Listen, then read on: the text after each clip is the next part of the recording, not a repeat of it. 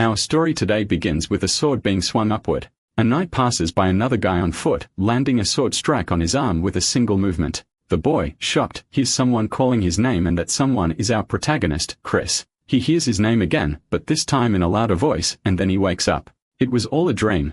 The MC was sleeping. Royce, who had called him, asked if he was having the same dream again. Chris replies, yes. It's the same awful dream every time. Someone further ahead starts laughing.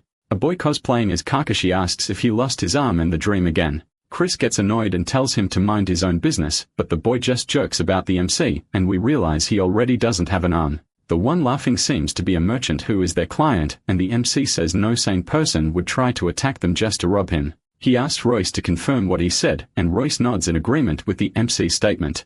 In the very next moment, as if to prove him wrong, someone shows up and tells them to hand over everything they've got.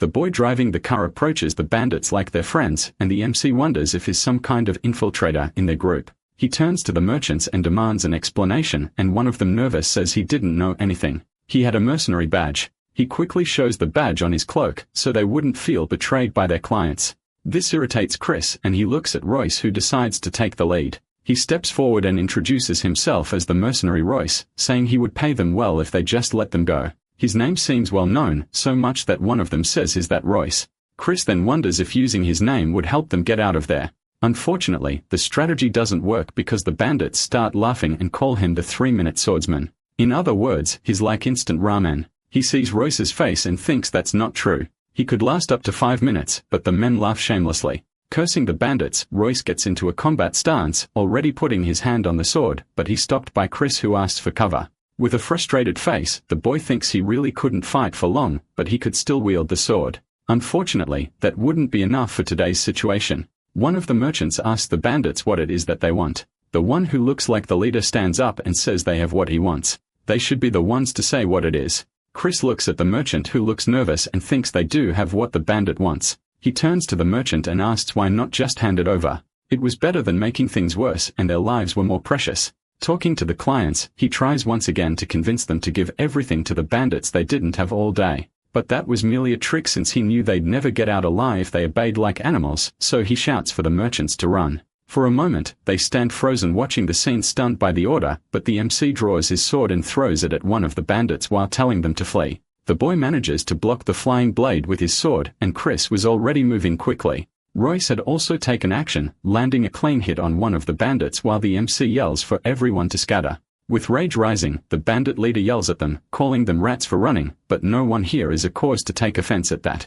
Everyone is running in different directions, and Chris looks back, only to see the leader watching him furiously. As he flees with his companions, the things he wants was flashed through his mind: mercenary, treasure hunter, pioneer, herbalist, even cook. He had already gone through so much in this life just to survive, even with only one arm. The bandits run after him, shouting for him to stop. Pulling a small blade from his clothes, he thinks to himself that this bunch of losers had no chance of catching him. He quickly sets up a rope trap between 2 trees, and when the first bandit runs into it, he becomes a headless bandit. There were still 2 left who had stopped running the moment. The first one was blasted straight to hell, so he still had to keep fleeing.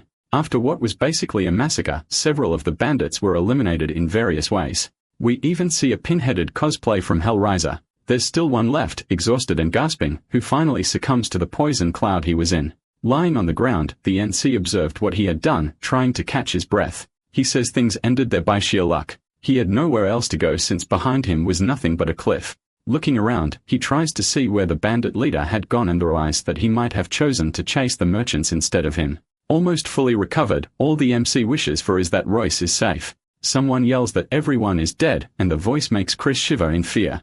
Standing in front of him is the bandit leader, smiling in a terrifying way and saying he likes to play with poison. Stammering, the MC says yes, but wonders why he was unscathed in the middle of that poison cloud. It was shocking. Why would a monster like that guy go after mere merchants trying to travel from one city to another? Something round is thrown next to the protagonist, something with long black hair. He looks to the side while the bandit leader says his friend was tough to deal with, and Chris is speechless, staring at it. Royce's head was lying there next to the head of one of the merchants who had hired them.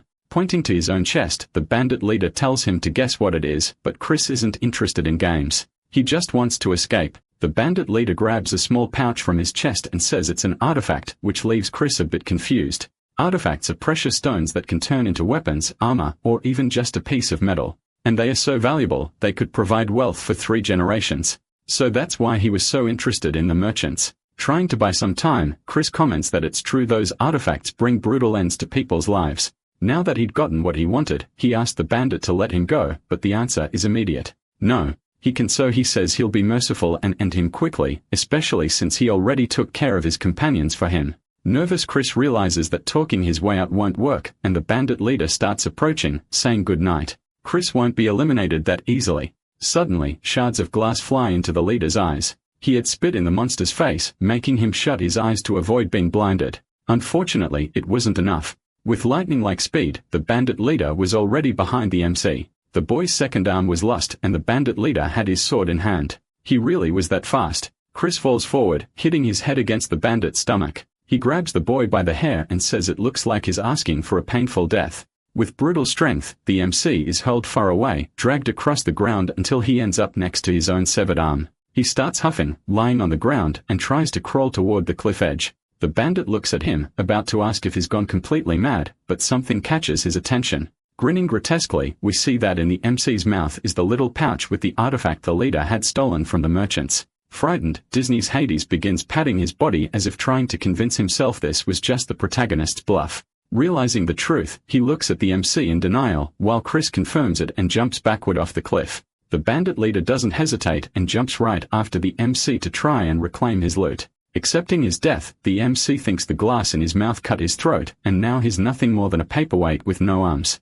But seeing the monster's desperate look made everything he'd gone through worth it. He looked like someone who had just lost his entire country. Chris falls into the river that was rushing at high speed, already sinking as he thinks that contaminated artifacts tend to malfunction. Laughing internally, he wonders what would happen to that stone once it was tainted with his crap. That was his end at 39 years old chasing crumbs. In the middle of his end-of-life epiphany, he sees that lunatic swimming toward him in a rage. His persistent greed and talentless perseverance had brought him to that moment. The last thing he would see was the bandit's hate-filled eyes. He only wished to go back right at the moment when the bandit leader's hands reached him. Sounds of swords clashing, movements of battle, and then a pair of yellow eyes open. Looking around, Chris is confused by the scene surrounding him.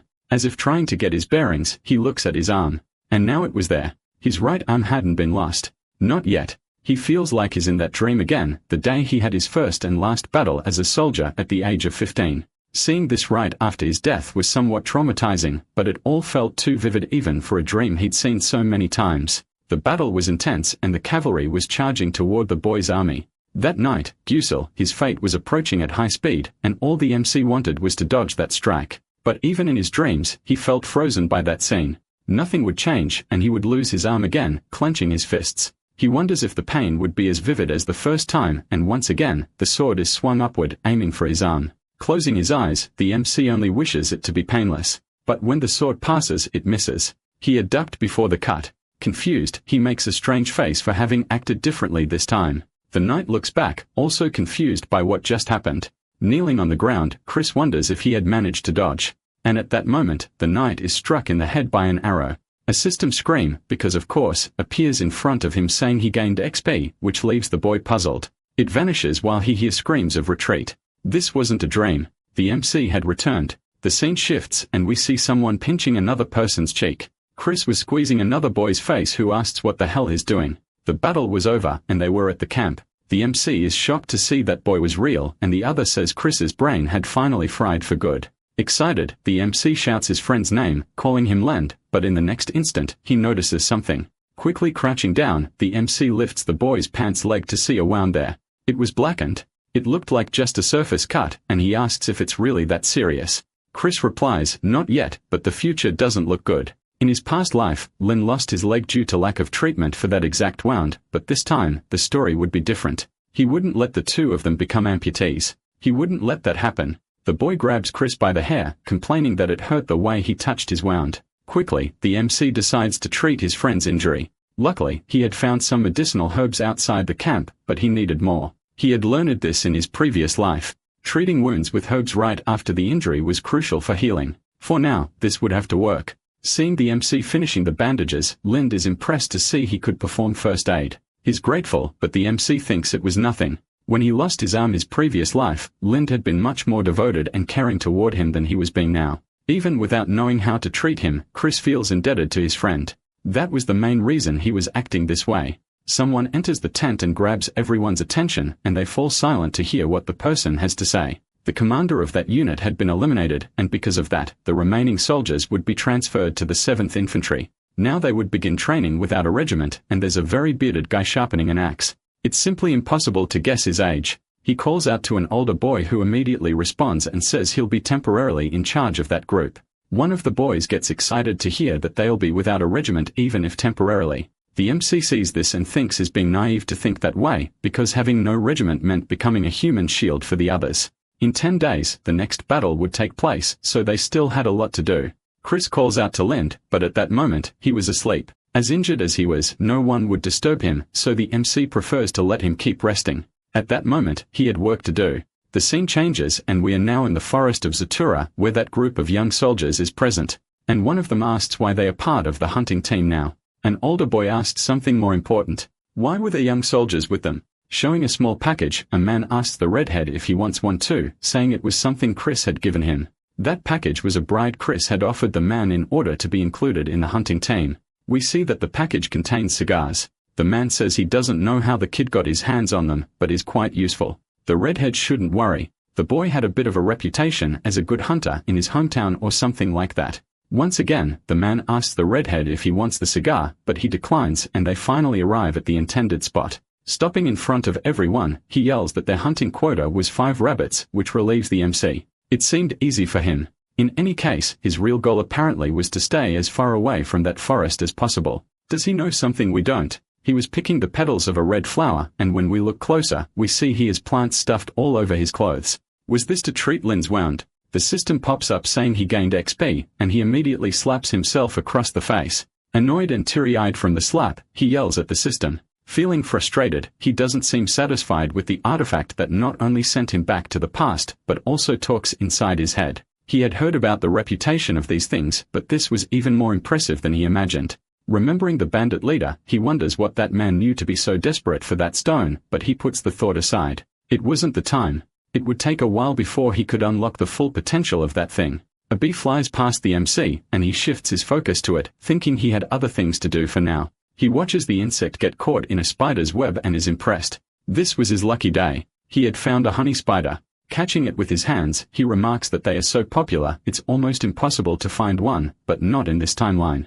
He's glad he came out there, no pun intended, and walks up to the bee watching and thinking, it'd be nice if he could get some honey too. So he frees the bee by unraveling the web that held it. Falling to the ground, he sees the freed bee fly past him, almost stinging him.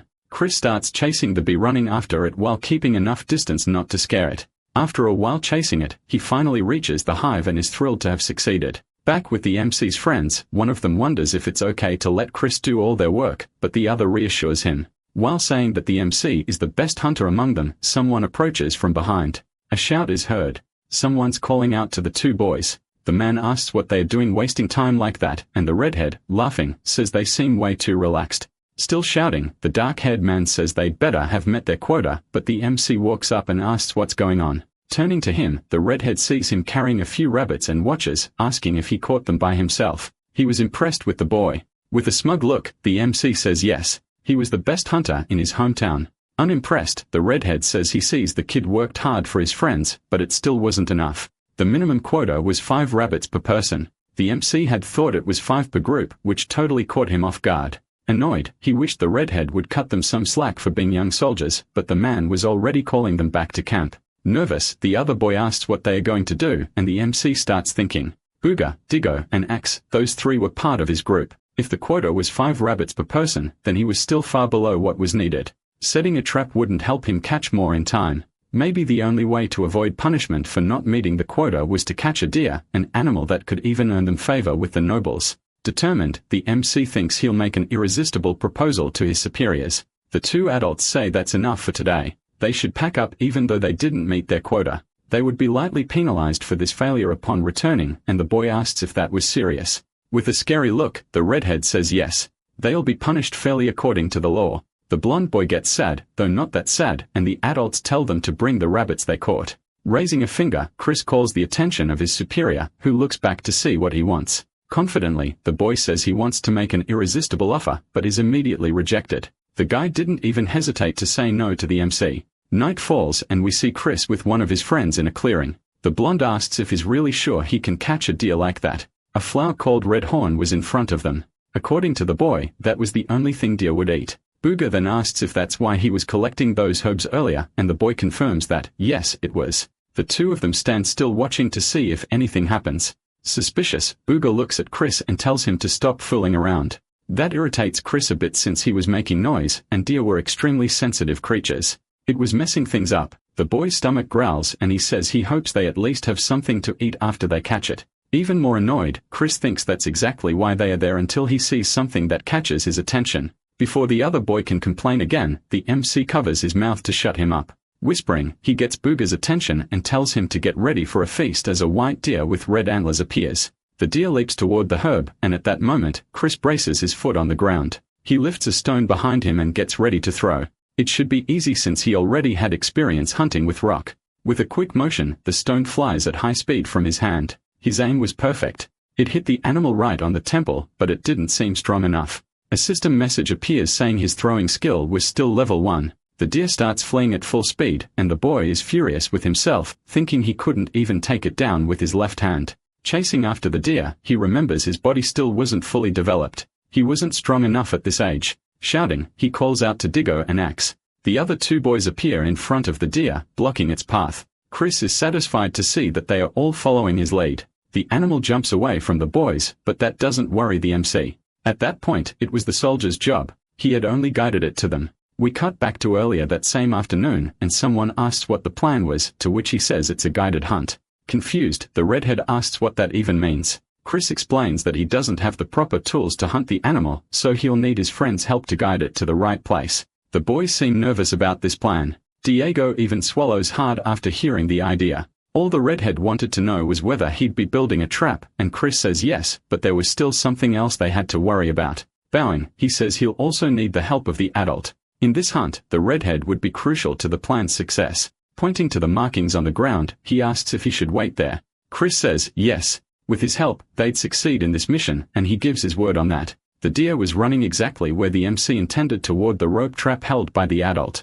With impressive strength, the deer breaks through the ropes, but not without its speed being reduced by the two men holding on. The redhead manages to stay on his feet as the deer falls to the ground, but the other one wasn't so lucky. He face plants. Thinking they might lose the prey, the redhead starts yelling at the other one, calling him an idiot, but someone grabs a rock nearby. Chris was already there, rock in hand, aiming right at the animal's head. And with a single blow, they finished the hunt, and the system announces he gained XP. The four boys were gathered around a campfire with the dead deer nearby. They stare at a piece of it roasting, drooling. One of them asked if they could really eat that as the huge piece of meat sizzled in the flames. One of the adults said they had captured a red antler so they could eat an entire leg if they wanted. Muga asked what was so special about it. For them, mere soldiers, it was useless. But for the nobles, it was an excellent aphrodisiac they loved and always wanted more of. They were quite excited about the reward they get for it, but the redhead was looking the other way. Approaching the MC, he said the boy had been pretty impressive. He thanked the compliment, but said he couldn't have done it without the help of the other two.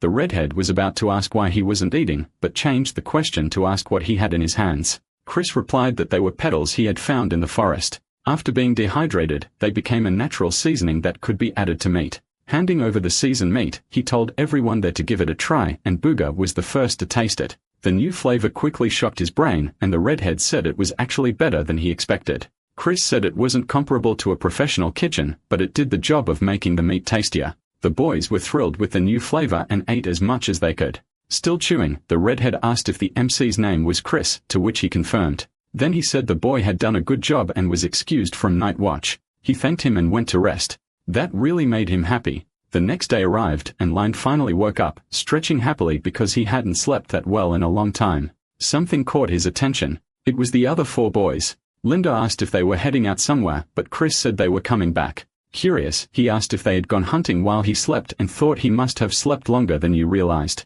The MC then explained that it was because of the herbs he had used to treat his wound and checked the boy's leg, thinking it looked much better now. All the problems Lind had faced in his past life had come from the infection, not the wound itself. So that was already great news for the MC. He asked Lind how the deer meat was, but in the next moment, shouting and swearing could be heard. Someone outside was yelling furiously to catch and eliminate them.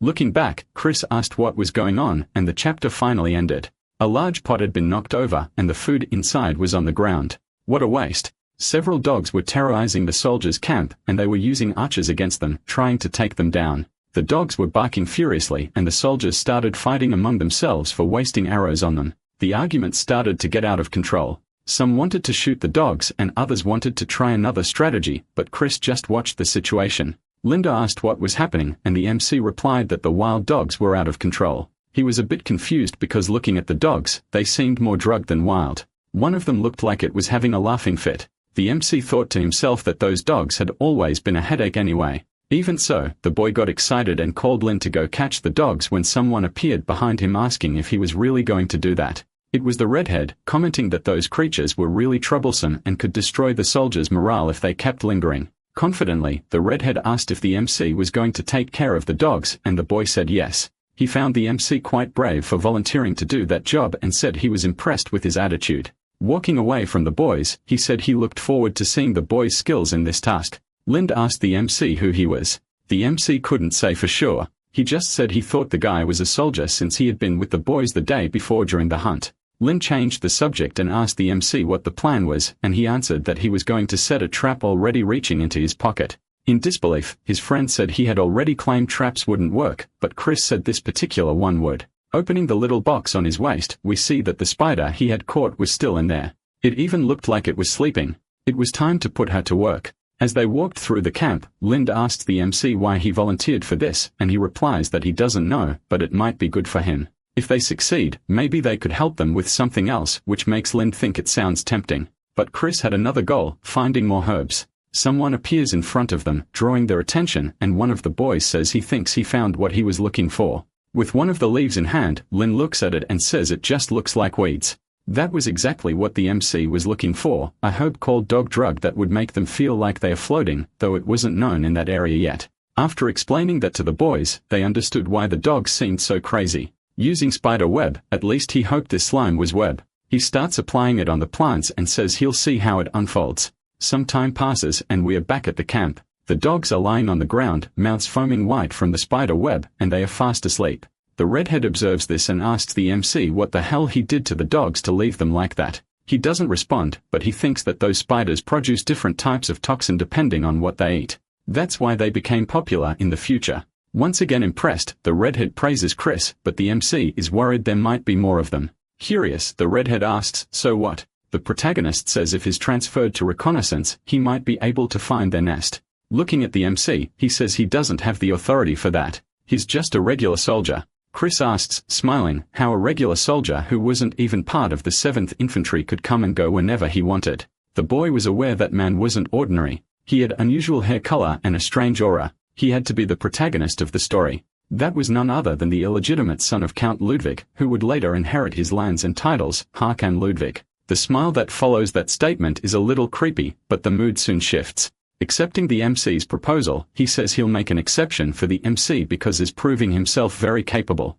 Even so, he makes it clear the boy has to show he's capable of being part of Reconnaissance and must follow through with what he said he'd do. In a new scene, we see the boys chasing after one of the wild dogs. One of the boys yells to him, asking if they are not too far from camp. Wouldn't that cause trouble for them? While running, Chris reassures him, saying it's fine. They are still close to the border, and everything is okay. He apologizes to Diggo for acting like a leader, but the boy says he fully trusts his leadership. He doesn't need to worry about that. Accepting the boy's words, he then gives the command to move forward and enjoy the feast in front of them. In the next moment, a sound startles the protagonist. He lets go of a rope he had in his hand and immediately stops running. Ligo asks if he heard that, and Chris asks what the hell that sound was. Watching carefully, the MC thinks they found the dogs, but there was one more person there. A man was playing some kind of flute nearby. He was wearing the enemy's uniform, and Chris wonders if he was part of their reconnaissance unit. Wild dogs and a man with some kind of flute. Was he the one sending the dogs into their camp? He calls out to Diggo and Axe and asks if they've ever killed a man before in their lives.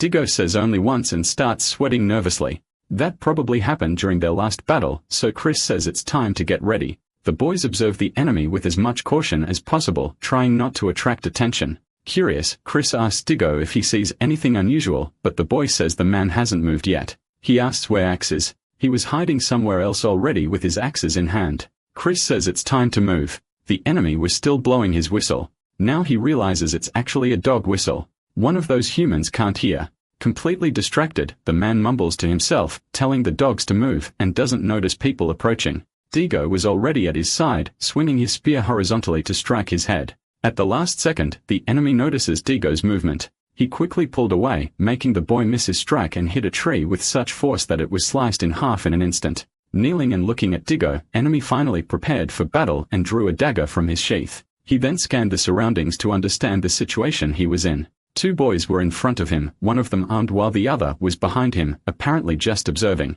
A sudden movement made Chris scream Diggo's name in desperation, thinking he might have been hurt, but that wasn't the case. The man immediately began to flee, and Chris shouted for them to chase after him. It was expected that he'd do that the moment he realized he was at a disadvantage, especially since he wasn't part of the combat unit, but rather of Reconnaissance. While running, he turned to check on his pursuers and a movement caught the protagonist's attention. He pulled a tube from his clothing. Chris yelled for Diggo to hide behind the trees immediately, and he obeyed. The enemy then blew into the tube, launching some projectiles. I have a theory that they were poison darts, but we'll never know since they only struck the tree trunks and not our heroes. Carefully turning to observe the enemy, Chris saw he was already gone, leaving behind only a cloud of dust. Fleeing as fast as he could, the enemy complained that he had almost completed his mission if it hadn't been for that damned group of Sarkans. Thinking of retreating for now, we see something spinning at high speed heading toward the man from behind. He noticed Axe's axe coming and jumped to dodge. In fact, the axe had come from the front where Axe was already waiting for him to arrive.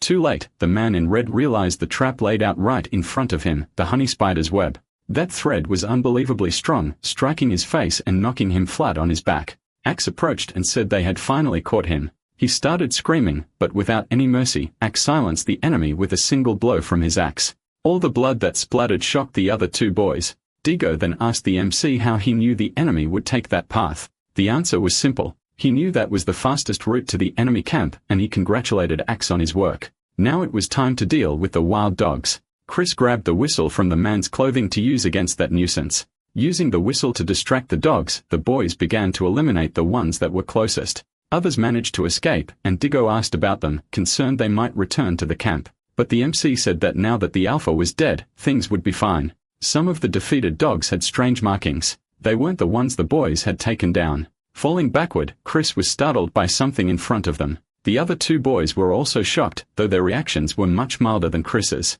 A grey scratched-up dog stood right in front of them. It was actually a wolf. These white wolves were supposed to be in the mountains, and the NC wondered what the hell that animal was doing there. Thinking it over, he began to theorize that the reconnaissance enemy had been using the whistle to control the dogs in an attempt to capture the wolf. After a moment, the wolf collapsed to the ground, apparently defeated too, which made Chris feel relieved to see it. Drawing his blade from its sheath, he thought he could make good use of the wolf's pelt. Even though it was rare to hunt one of those, a strange sound caught his attention, and he approached, inspecting the wolf. Diggo asked if he needed any help, but Chris called his attention to his hands. He was holding a pup who was crying. Diggo noticed the pup didn't resemble the adult wolf much, and Chris agreed, saying maybe it was a mixed breed. Back at the camp, we saw everyone eating and chatting. One of the boys who had been hunting with the protagonist in previous chapters was just watching while the others had dinner. Going back inside the tent, he started complaining that he was starving. Lin was there too, but his mind was elsewhere. His concern was trying to understand why the MC had decided to join the reconnaissance unit since it was such a dangerous role to take. He then became even more thoughtful, and we saw that a flashback was coming. Lin began to remember when he and Chris were going to enlist in the army together, hoping to change their lives, though he still couldn't believe it was really happening. Chris had the desire to become a general, someone great, and says that if that ever happens, Lin could take advantage of him, and he grumbles in response. He says the protagonist's speech was nothing but nonsense, while the other boy starts laughing at it. Back in the present, Lin starts to wonder if the MC was really trying to reach that absurd goal, but something happens. Suddenly standing up, the other boy says he's reached his limit, startling Lin, who asks what's wrong. He was frustrated because all he managed to get was some dry bread. Even though Chris had captured the wild dogs, it felt unfair. The boy then decides to steal food to satisfy his hunger and throws the piece of bread to the ground in anger. Lin closes his eyes and says he'll get punished if he's caught doing that and tells him to give up on this crazy idea. He doesn't listen and starts peeking through a gap in the tent, but something grabs his attention and stuns him for a moment.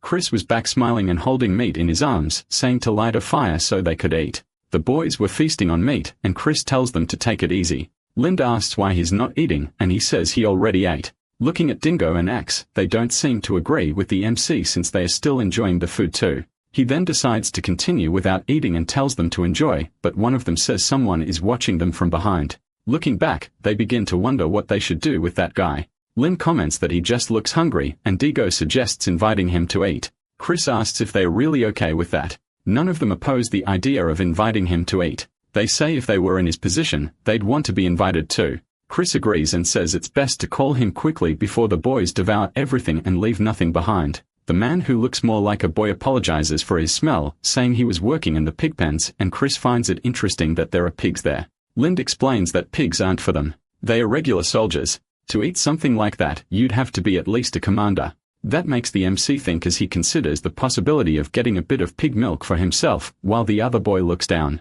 He says he has some friends at his camp who haven't eaten yet and asks to share the rest of the meat with them. Chris asks how many there are, and suddenly 20 boys show up to eat with them. Even though he's not thrilled about it, he doesn't complain. He had even planned to save a bit to eat later, but he just watches as everyone eats. Lynn comes closer and says it's nice to share, and Chris agrees, partially. It is good to share when times are tough. The boys are eating a lot and happily gathered around the fire, and Chris tells them to finish roasting the rest of the meat. A new day dawns and the blonde boy wakes up complaining that he ate too much the night before. Chris is just watching his new pet drink water. He seemed very happy with it. The dog looked beautiful, a dog version of Avatar on, but with amber eyes and a yellow arrow on his head. That golden wolf was amazing as it was known that this species could breathe fire. Lind approaches Chris and asks if he's named the creature yet. He thinks for a bit, saying that since it's of mixed breed, he could call it adultery, then considers infidelity. What horrible names. The boys are already annoyed with the MC, but he says it's just a joke. Chris then decides to name the golden wolf Amber. Sounds like a great name as long as it doesn't come with the last name heard or do things on his bed. Someone yells outside the tent that an inspection is about to start and calls everyone to gather in the middle of the camp.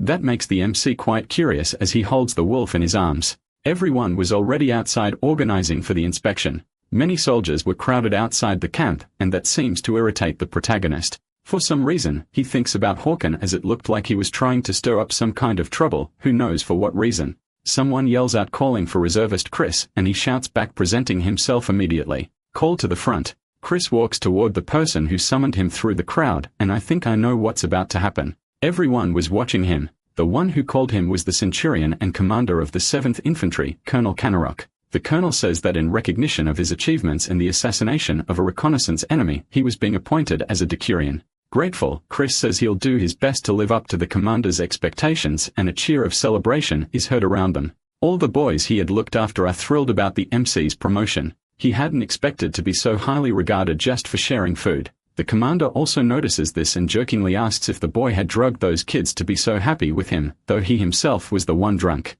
Embarrassed, the boy lets out a light laugh and says they are just his friends, to which the commander replies that he finds that pretty cool. Still, he begins to feel a strange gaze on him, and the MC turns to see who's staring at him. The adult infantry soldiers were quite envious of him, and other decurions were already jealous. He'd have to be careful around those people. The scene changes, and we see Amber with him.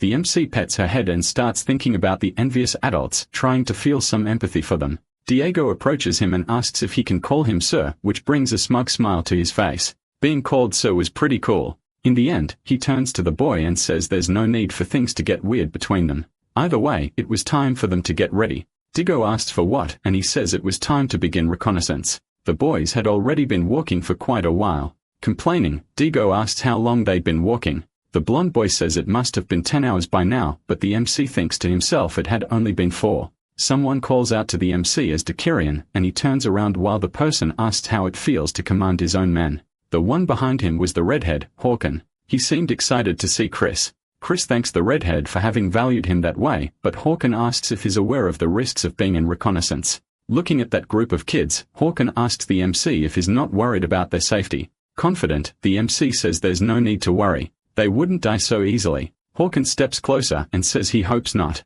He'd be very disappointed if Chris died so soon. Recalling his past life, the MC remembers he was known as the Guillotine for having killed his own brother, but he wasn't a threat just yet. They seem to have arrived at the intended location, and Diggo says he thinks they've made it. What lay before them was none other than a swamp. The blonde boy sits down while the others begin rummaging through their bags in search of food. Chris pulls out a honeycomb from his bag and offers it to the others, though they don't recognize it at first. Diggo says it's the honey Chris had collected the day they hunted the red antlered deer. Chris kneels before the swamp and starts rolling up his sleeves. There was something in there he really wanted. He sticks his arm into the swamp up to his shoulder, searching for something until he finds it. Pulling out a strange herb from the swamp, he calls it Dirty Herb, an essential component for his final plan. They return to the camp. Lynn sits down complaining of exhaustion, and the blonde boy says they had fixed the tent's roof. Amber was sleeping, and someone asks where Chris is. He was heading toward a tent guarded by 2 soldiers. His path is immediately blocked, but he introduces himself and says he was there to report to Colonel Canarok. Even so, he's not let through right away, so he starts observing the soldier's face, which wore a very odd expression. In the next moment, the man sneezes, sending all his saliva straight into the MC's face. The man simply apologizes. He starts laughing and once again, apologizes to the boy, sarcastically mentioning the fact that he's a decurion now, which stuns Chris for a moment. The guard asks if he's okay. But before answering, Chris thinks to himself that discipline is lacking in this place. His response isn't verbal. He kicks the man in the shin, and as the soldier bends down in pain, the MC's knee goes straight into his nose. Lying on the ground, the soldier is left speechless and the protagonist crouches down to speak to him. He tells him to take that as a lesson and that if he doesn't make the same mistake again, his life will be safe at least for now. The other guard approaches with his spear in hand and asks the MC what he just said with a hateful look. Before he can use the weapon against the boy, the MC grabs the handle and tells him to stop. What he's doing is mutiny. The guard is startled and seems ready to act, but someone places a hand on his shoulder and tells him to stop. Another guard says he wouldn't want to lose his life over mutiny. That was decurion Fedel. Just as the guard is about to complain, Fedel cuts him off and orders him to take the unconscious one away immediately. The 2 leave and the other decurion asks the MC if he heard his name, to which the boy confirms. Smiling kindly, he says he imagines the MC is there to give a report, and he talks about the hill and the swamp near them. Looking at a map the MC gave him, Fedel says it's the best information they've received in a long time, which makes the MC happy. Curious, Chris asks why Fedel is in charge of that geographic area. Shouldn't that be the colonel's job? Fedel responds by asking if the MC knew why the colonel reeked of alcohol at his own promotion ceremony, but he doesn't answer. He then continues saying that the colonel used to be the knight of Baron Lorando. Chris, curious, asks why such a noble knight had ended up rotting in that place. Fedel replies that he got too close to the Lord's wife, which shocks the boy. Chris thinks it's absurd, and Fedel explains that's why he was demoted to a regular soldier. The colonel, who was their commander, had planned to die in that place. The lifeless look in Fedel's eyes shows he wasn't happy saying that. The scene shifts and we see the protagonist running at full speed, thinking he had just discovered why the 7th Infantry was destroyed in the past. The one who should have taken care of the troops and neglected them due to a lack of will to live. He had given up on his life, condemning everyone else. He had to do something. Otherwise, history would repeat itself once again. Now I'm curious to know what he plans to do. Reaching a clearing in the forest, he thinks is exactly between his base and full moon. If he ran into the enemy here, he'd be screwed. Looking at the ground in the dry vegetation, he starts searching for something until he hears a sound. Below him, on what looks like a road, the MC finds something that satisfies him, the enemy's supply road. He starts listening to the conversation among the soldiers there and observes the size of the detachment, 2 carriages and just a few soldiers. That wasn't even close to enough to supply an entire army, which meant that supply run happened daily. Having gathered all the information he needed, he decides to retreat. His plan was to use the wild dogs he had buried to do something. Back at camp, the MC is exhausted while his friends watch him, curious about why he's in that state. In response, the MC says he'll explain later. For now, Lin needs to prepare several long poles. Dago and Booga need to get daggers and plates and they immediately obey. The 7th Infantry was always low on supplies. Robbing that small detachment wouldn't be much, but it was better than nothing. Now they had a few makeshift spears and shields to launch an attack on that supply line. Lind, curious and unconcerned, asks if the MC was planning a war, which irritates him. Why was he asking that? They had been at war for a long time. The boys are confused, so he decides to explain. It was clear the commander wasn't the only one who lacked discipline.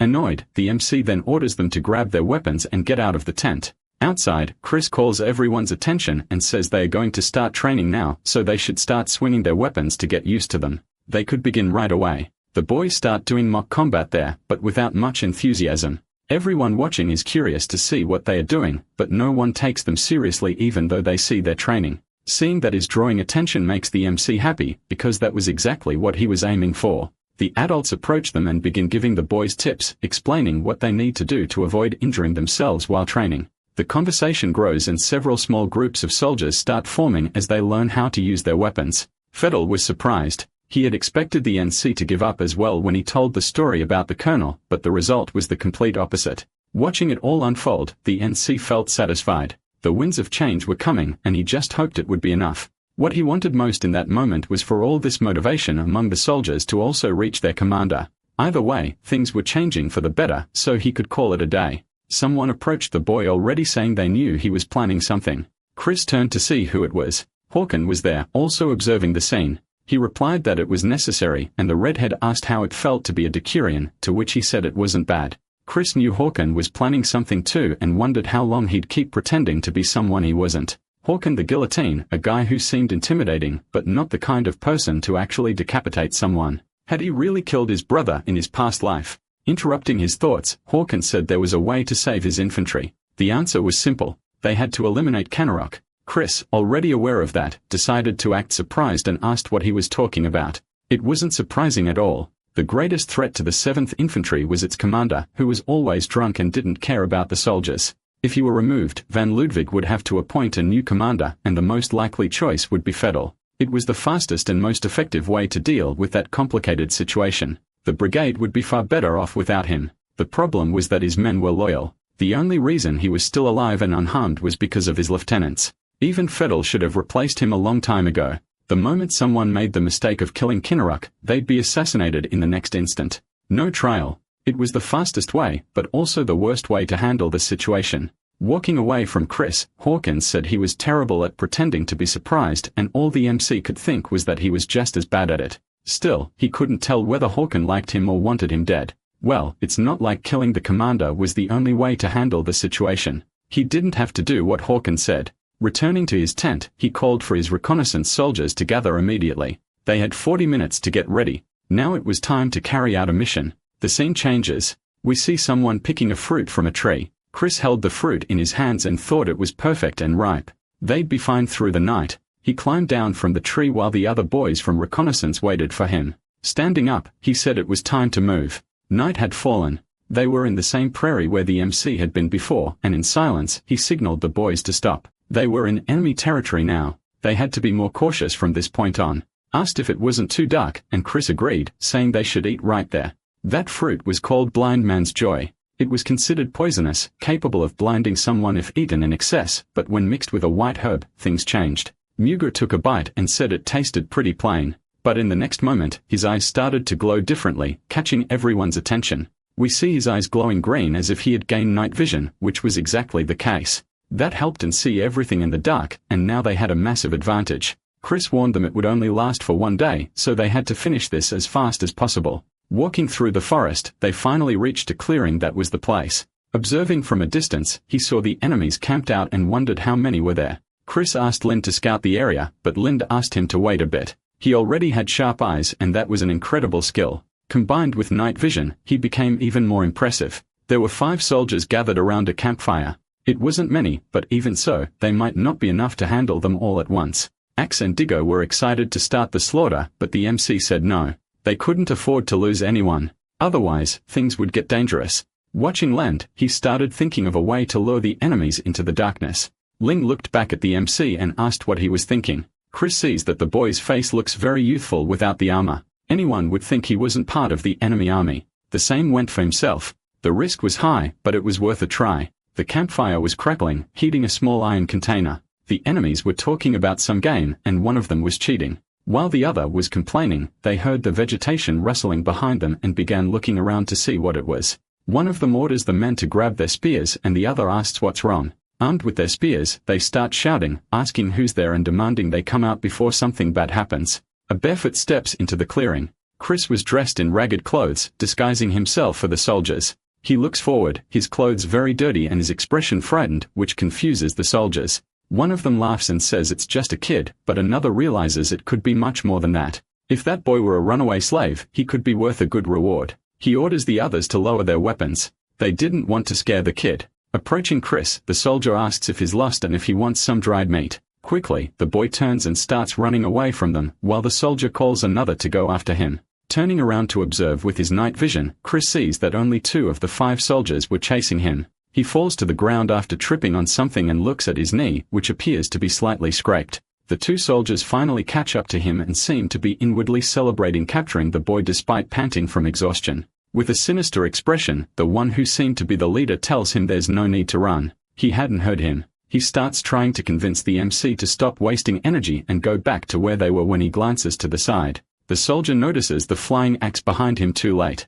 It strikes him directly in the back. Startled, the other soldier lets out a cry, but Diggo was already behind him with a spear at the ready, prepared to take him out too. Surrounded by the boys, the soldier asks who they are. Likely, it was too dark for him to see their enemy armor. Back at their clearing, one of the men wonders why his comrades were taking so long if it was just a child and decides to go see what happened. They quickly hear a noise that draws their attention.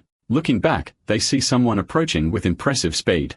Vigo lands his spear in the neck of one of the soldiers. He was already dead before even realizing what happened. The 4th man looks stunned by the scene, completely frozen. Before he can do anything, Axe punches him square in the face, knocking him out instantly. Vigo shouts that there's only one left. Chris appears behind the last soldier, spear in forward, charging at full speed. The soldier prepares to shout, but before he can make a sound, he's already been pierced.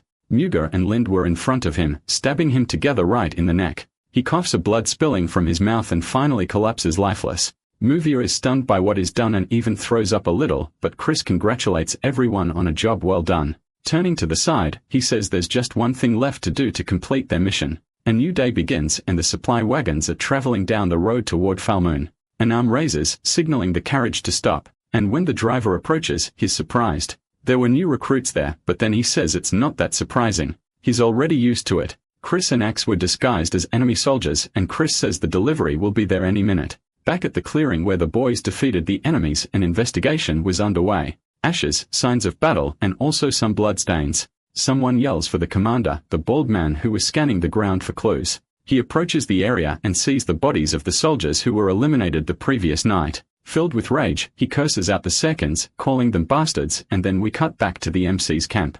A beam of light begins to irritate the commander's vision, and he opens his eyes among the bottles of alcohol around him. Something catches his attention, and he gets up, hearing a sound he can't immediately recognize. Stepping out of his tent, he sees several soldiers training. Some men were correcting their posture as they trained with dedication. Fedel approached the commander and asked if he had woken up. The man confirmed and said they were working hard today. The lieutenant said everyone there wanted to survive, which is why they were training. This didn't seem to please the commander, and he told them to stop. Fedel looked to the side, surprised by the man's reaction, clearly irritated but trying his best to hide it. Fedel asked if he was going to forbid the men from training. Equally irritated, Commander Kennerak said they were low on supplies. Fedel agreed even if he didn't want to. The 7th Infantry had been abandoned by the rest of the army. They were already at their limit and probably wouldn't last much longer. The commander asked Fedel to transfer to the 6th Infantry, but the young man immediately declined the order. A carriage arrived and someone announced his presence, catching Kennerak's attention.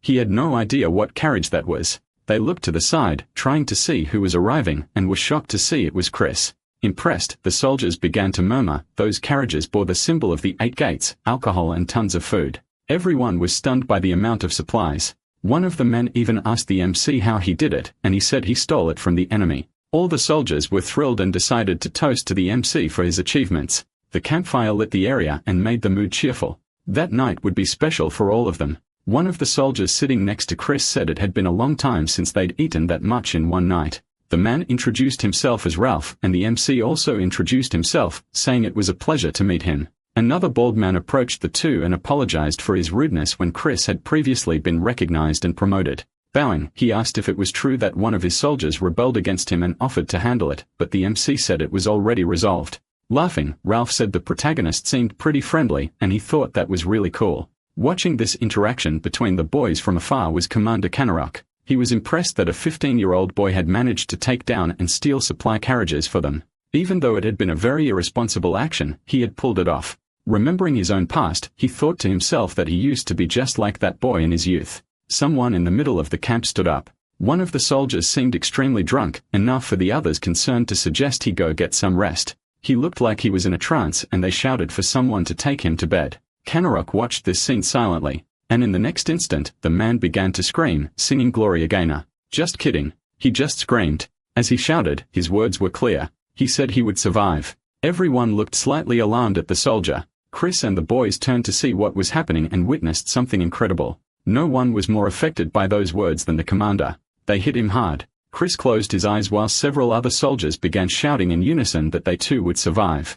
No one there needed to die. Everyone was having a great time that night, and even Kinnerok, who was still silent, was beginning to change his attitude. He stood up, left the group, and returned to his tent. Fiddle noticed him leaving and asked about him, but then saw something surprising. Looking at the cup he got left behind, it was clear he hadn't drunk that night. Morning came, and Fiddle entered the commander's tent to report that the troops were ready, and we saw something had changed. Kanarok was wearing his armor and was sober. He stood before his soldiers and declared that from now on, they would begin official training. The chapter begins with Chris and another soldier shirtless and breathing heavily. No pun intended, I swear. It was the second day of official training for the 7th Infantry, and they were starting with a warm-up run. Chris realized that even the commander was now interested in him and wanted him to participate more in the infantry's training. This didn't seem to make the MC very happy. He probably didn't want to draw so much attention. Ralph was beside him during the training, which also annoyed him. That day, they had the chance to witness Kenneric's mastery with weapons. The boy was stunned by the commander's technique. No wonder he had once been the Lord's personal knight. He had asked the commander to teach archery to Lind, because he knew the boy would be an excellent archer in the future. Considering he had perfect vision, archery was the best way to make use of his skills. While training with the spear, someone shouts that it's time to switch roles and now Chris will take the shield. The one who's going to fight him is precisely that soldier who got angry at him for being accused of mutiny by the protagonist. Now it was his turn. Irritated, the boy thinks he won't even bother trying to block his spear, but something interrupts his thoughts. Another soldier appears saying the protagonist is being summoned, and he takes the chance to get away from that guy as quickly as possible. He leaves while the other soldier stands alone watching his lost opportunity. Chris enters the commander's tent and announces his arrival while someone says they are heading out. The one who said that was Hakan, who sees the boy and makes a satisfied face for having found him, while Chris asks what he's doing there. Kanarok replies that he's merely a messenger from the 6th Infantry, and the boy just thinks he's putting on a very good act. The commander starts the conversation saying that joint training will begin in 2 days, and they need to prove themselves worthy to the leaders. Kanurok called him there to ask if Chris had any idea of what they could do, and he thinks for a moment. Quickly, the boy says yes. They need to attack the supply routes of the 8 gates. With a serious face, the commander asks if the MC is making some kind of tasteless joke. Chris explains that the supplies he stole will run out in 3 days, and carrying out this mission would be a chance to give the young soldiers some experience. Kanarok says that's complete nonsense. There will be many casualties and the loss of soldiers will be basically incalculable for them. The boy then explains that they don't need to attack directly. They could set an ambush and strike from the shadows to minimize the risk. Thoughtful, the commander looks at the boy without saying anything, while Chris adds that the enemy won't be expecting them, though I think he's wrong. The man asks how many times he's tried to steal enemy supplies, and Chris says once, but is ready to do it again. Kanarok comments that they'll likely encounter late soldiers at the 8 gates, so the ideal would be to attack at night. Chris says they'll still have the advantage even if they lose some units, but they must head out as soon as night falls, which leaves the commander in disbelief. Even if the plan might seem pointless, their enemy isn't stupid and won't make the same mistake twice. First, they need to form an assault team to deal with the enemy scouts and then slowly move the main forces. Understanding the situation, Kanarok asks what happens if the strike team fails, and Chris responds that they'll need to retreat. Even if they lose in the initial strike, they won't lose their main force and will be able to regroup. He even thought the commander wouldn't approve the operation, but he comments that they'll have to include Ralph and Fiddle in the assault team. Smiling, Chris thinks that in the end, he wasn't just a coward. He was actually strategic and brave. That was a great decision. Confirming the plan, Kinnerok asks if they'll depart at nightfall and orders the decurions to be assembled. The day begins with the movement of the 7th Infantry. They would begin the march in the morning. Already aware of the plan, the decurions were worried, but there was nothing they could do.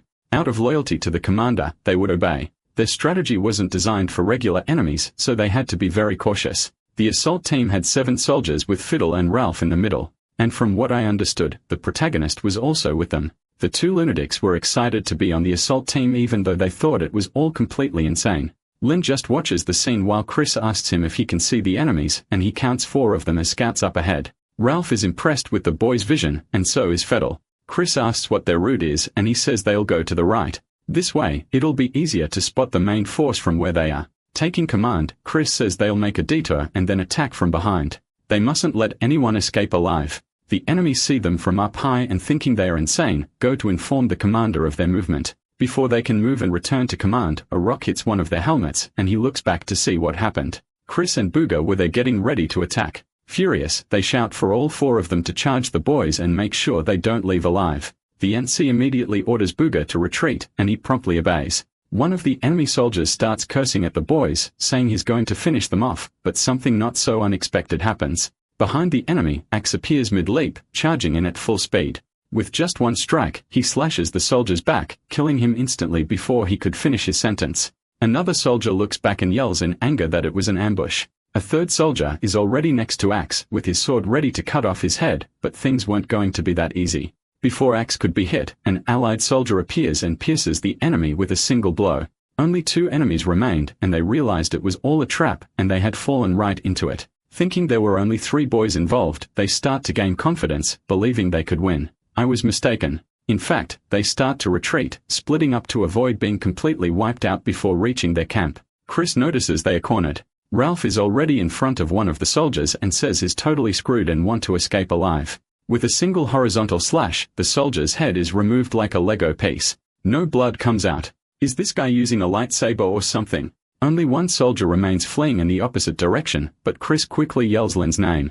Already with his bow drawn, the boy was ready for his first headshot. The soldier didn't seem to be a nobody. He noticed Lin's position and dodged out of his line of sight with impressive speed. Fidel appears in the clearing beside the soldier who flinches in shock upon seeing him. Before he could escape again, Fidel was already piercing him. As the soldier arrived in agony, his life slipping away, Booga watched the scene impressed. That guy is really fast, he says to himself. They had one of the enemy soldiers captured and managed to get information from him confirming that there had been a troop transfer after a route was diverted. The prisoner confirmed that's exactly what happened, which left the MC deep in thought. Even though he knew it shouldn't interfere with his surprise attack, someone suggests they should return now that the assault team's mission is over, but Chris says they still had work to do. He announces he has an order to give, and Booga immediately steps up, ready to obey. Chris says someone needs to go back and inform the main forces that the time to act has come. Now it was time to finish what they started, the boy says with a sinister grin on his face, which scares the other boys. The scene shifts and we see the enemy camp where the supply wagons have arrived. Chris removes his helmet, revealing he's disguised as an enemy soldier, and is impressed he managed to make it that far. He's greeted by a bald man who asks if there was any trouble with their escort since there were so few of them, but the MC says no. Still, Chris says they had to go through a supply audit, which makes the other soldier nervous as he asks what that even means. Calling on the soldiers, the bald man tells the MC they need to transport the supplies to the warehouse, pointing out its location. Curious, Chris asks what's in the tent next to the warehouse and the bald man says that's the oil storage. The boy asks Lind if he had checked whether that info was true, and he confirms it. Thanking the bald man for his cooperation, Chris takes the chance to ask if the other bald guy with a scar on his mouth is the one in charge there. As the boys begin to walk away, the bald man decides to ask where they are from, saying he's never seen them before. Chris gets a bit nervous and the other soldier repeats the question, clearly suspicious. But Dago is already ready to take him out. They manage to eliminate the bald man and hide his body inside one of the tents, and Chris tells everyone to get into position for the right moment. Ripping the tent fabric in a concealed spot, he tells them he'll give the signal to move soon. Slipping out quietly, he starts surveying the area carefully. The position he had chosen to hide wasn't bad. On the contrary, it was the best possible spot. He quickly throws a knife in his hand toward one of the guards. The throw is perfect, hitting the man square in the temple, and he falls sideways, lifeless, right in front of the bald commander. Furious, he yells that they are under attack, and now I understand what happened. The knight's target was the bald man, but the other soldiers stepped in the way, ruining Chris's throw. That makes him extremely angry, and he runs off to hide. The system notifies him that his throwing mastery has increased to 16, but he doesn't know what that means and doesn't care. He keeps running. He tells the system window to go away. I've come to realize this system is basically useless. Returning to the tent he was in before, he goes to the other side and opens it to see what's going on. A soldier passing by stops running to talk to him and asks what's wrong with his face. His expression looked weird, almost terrifying, but he says someone told him they were under attack. The soldier tells Chris to grab his weapon and get ready, and Chris wonders what's wrong with his face. He seemed mad about something. Shouting from the other side of the camp, the commander asks if they found the assassin yet. He's furious about the situation. An explosion erupts behind him, immediately sending several nearby soldiers to their graves and startling the scared bald man. He turns around while others shout at him in desperation. The general is completely baffled by the situation. A soldier approaches saying enemy forces are there, and in the next moment, we see what happened. Canarok is at the enemy camp, ordering the soldiers to advance into battle while the enemies are still stunned by everything. The bald man is frozen, asking himself what's going on, and yells for them to put out the fire in the oil depot. Everyone is charging at the enemy with their spears showing no mercy. The lower-ranking commander shouts that they must not let the MC's allied soldiers advance any further even if it costs them their lives. Before he can say anything else, Digo silences him forever with his spear. It was already too late. Even though they screamed about spies inside the camp, they were already being wiped out. Canarok also charges forward, tearing through all the 8 Gates soldiers with ease. They couldn't even properly react. That soldier with the angry face starts freaking out in fear, and upon seeing him, our beloved commander charges forward without hesitation. The bald general stands frozen, one hand over his face, unable to believe what's happening around him. In despair, he starts questioning how this could have happened, while others shout at him. Finally, he snaps out of his desperate daze and looks to the side to see who's calling him. The strange-looking soldier tells him they have to flee while pulling a horse over for the general. Looking around, Chris begins searching for the scared bald man. His defeat would seal the victory for their group.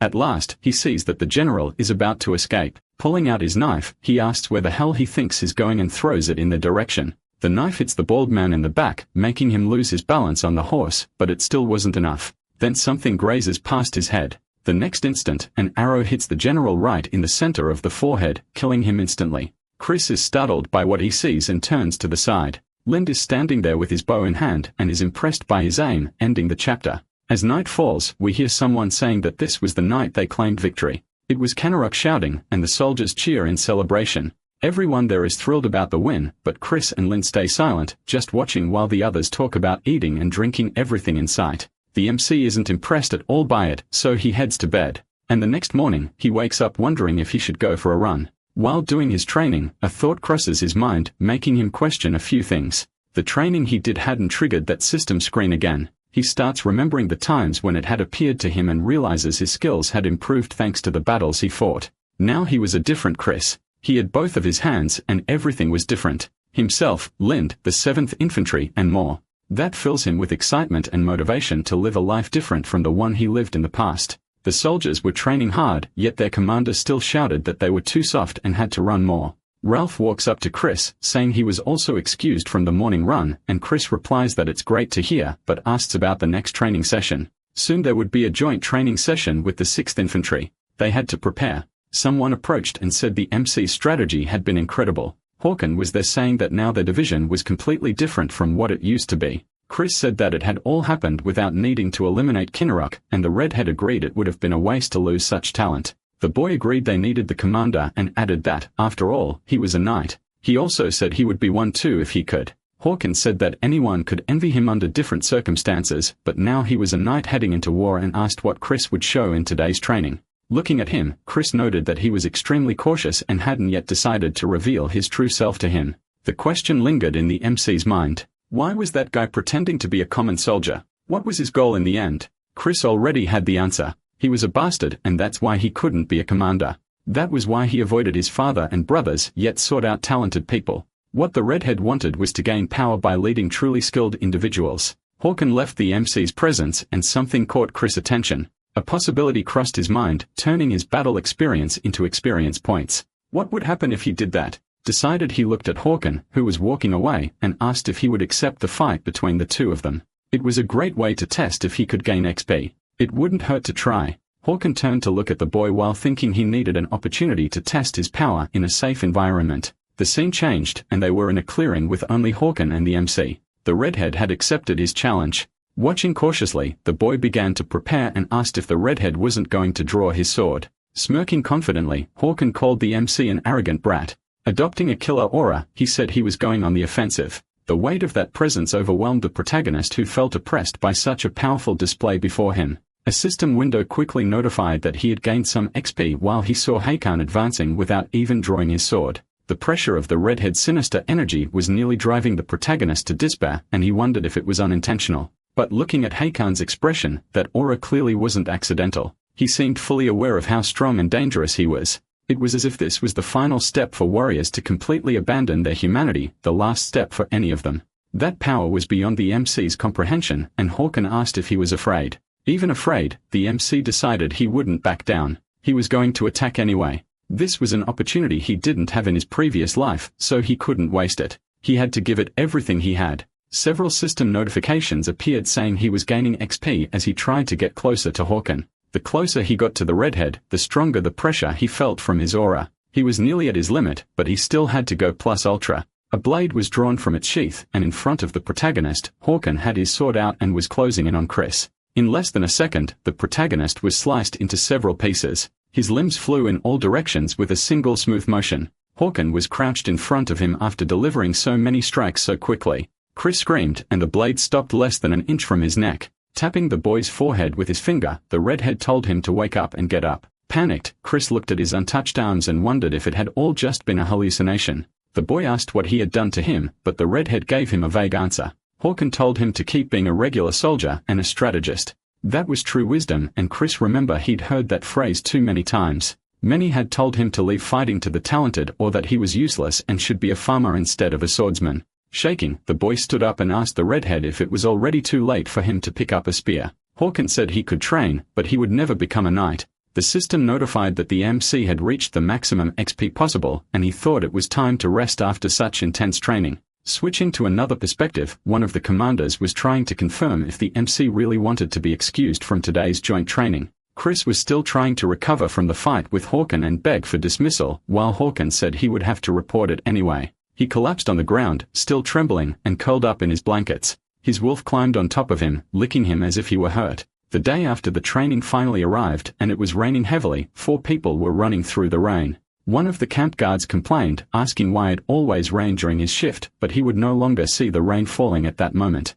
The 8 gates were preparing their revenge, and the seconds would be annihilated. One of them opened a small vial containing a virus and placed it inside the guard's mouth. It was called White Demon, and the chapter ends. The chapter begins with our little wolf drinking some liquid from his bowl. Chris pats his head gently and says he's been too busy lately to take care of him and apologizes for it. Someone enters his tent. It seems to be Lind, and the MC asks if he had finished helping at the border. Lind replies, yes. Someone had attacked the guards, but they had only been knocked out and didn't suffer serious injuries. The boy says that seems a bit strange, and this immediately gets the MC's attention. He widens his eyes at the information. He quickly runs out of the tent. Lind yells for him to at least grab a raincoat, but he had other concerns. He was genuinely worried about the consequences of his recent actions, especially since his life was now completely different. Entering the tent, the MC calls for Fidel to speak with him. Curious, Chris asks if he was responsible for assigning the border guards, and Fidel confirms that yes, and he was already preparing next week's schedule. Chris then asks which decurion the guards who were attacked belonged to, and Fidel replies that they were under Ralph. He says he checked the soldiers and found nothing suspicious about them, so Chris didn't need to worry. Looking to the side, the MC realizes he can't talk about his suspicions with Fidel. Otherwise, suspicion would fall on him. Resigned, he says he'll go get a raincoat then. An eye is lifted upward, and we see some black spots on the white of the eye. Ralph speaks to the MC saying his soldiers weren't weak, but he notices that those were the early symptoms of the illness. Leaving the tent, the protagonist asked to be the first to be informed if anything changes in his soldiers, and Ralph just says, White Demon, a disease that covers the body in ice until death, and became known as a curse because of its symptoms. During the outbreak of this disease, over 100 doctors died as a result. And the first scientist who used it in battle had a name, Ashen Razons, cursing. The MC's master from his past life explains that this disease was terrible and wiped people out like flies. Eventually, doctors managed to find a medicine to neutralize the disease using the moss the MC had previously found.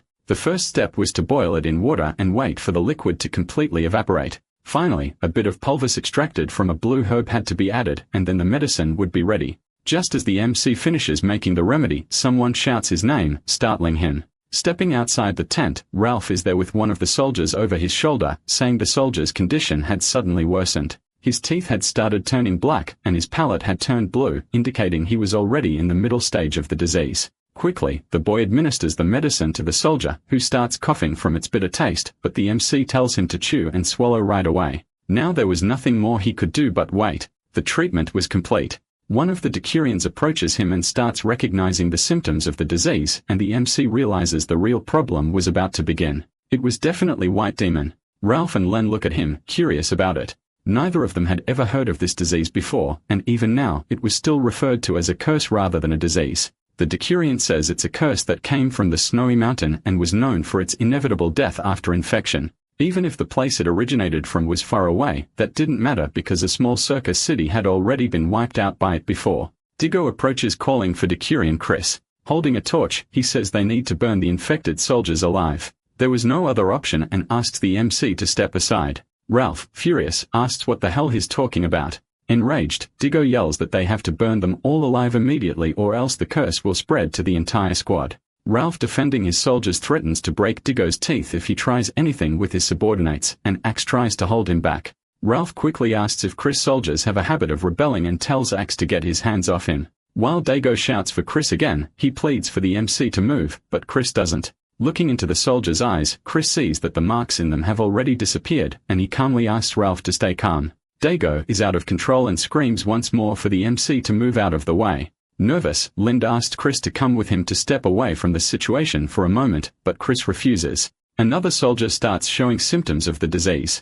Everyone's eyes widen when they see the other showing signs of mid-stage infection, but only the MC knows the truth. Without hesitation, Diggo prepares the torch in his hand to throw it at the sick soldier. Chris, noticing the move, yells for the others to get Diggo away immediately. Lind and Booga rush in and manage to stop him from throwing the torch, which falls far from where he was standing. The boys hold him, but that wasn't enough. With tremendous strength, both were thrown away by Diggo, and that shocks the MC. Grabbing one of the spears, Diggo points at the MC and says that if he doesn't move immediately, he'll have to attack his superior. Ralph is spiraling into a rage, but another soldier holds him back, asking him to wait. Diggo had lost his sanity because of that false curse, and that leaves the MC confused, trying to understand how things got to this point. Raising his hands in surrender, Chris says he won't stand in Diggo's way, but asks him to lower the spear. Starting to calm down, Diggo slowly lowers the spear while the MC watches carefully. Dropping to his knees to gain momentum, the MC jumps and manages to knock the spear out of the boy's hands. Diggo looks at him as Chris yells for everyone to surround him. Axe, Lind, and Booga rush toward the boy. On the ground, Diggo screams the MC's name filled with hatred. Finally, exiting the tent, Kanaruk asks what the hell is going on and what all the noise is about. Approaching the chaos, the commander asks Ralph to report the situation, and the decurion obeys immediately. The whole situation leaves Chris even more nervous, and Kanaruk watches him as is given the details. In the end, the commander orders Chris not to stop him from doing what needs to be done.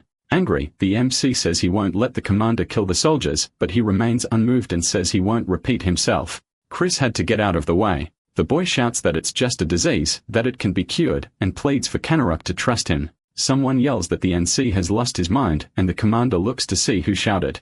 Diggo was screaming that Chris had completely lost it and begs the commander not to listen to him. Curious, the commander asks who that soldier is, and Chris replies that is from the Reconnaissance squad. Everyone was watching as Diggo kept shouting that they had to burn the cursed ones or everyone there would die. Tears begin to fall from his face as he yells that he knows better than anyone what needs to be done there. He was from Tricidia. He was a survivor of the tragedy that struck his city. Chris finally understands why Diggo was acting the way he was.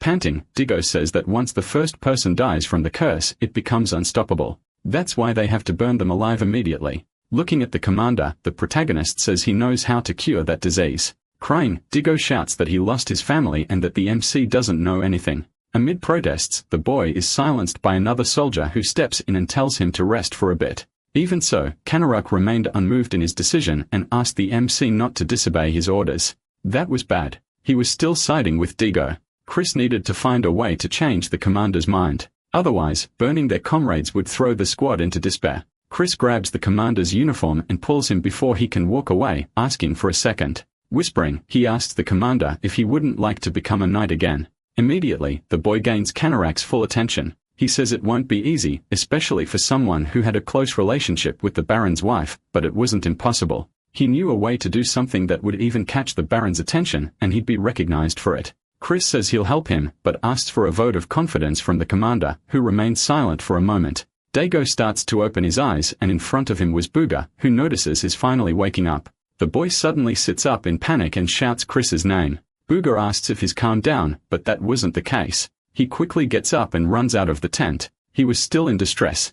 Outside the tent, he sees something he didn't expect. Running up to the two soldiers, he hugs them and says he was really worried about them. The hug is so tight that one of them complains it hurts. He's still in disbelief that the two of them are completely healed and asks how that's even possible. Placing his hand on Diggo's shoulder, the MC walks past him and says he already told him. Relieved, Diggo acknowledges the MC's efforts and calls him boss again. Back in the commander's tent, Chris explains that the soldiers are now cured, and Kanarok says they must build a hospital right there for everyone. Anyone infected with white demons should be sent to the 7th Infantry for treatment, and the MC agrees.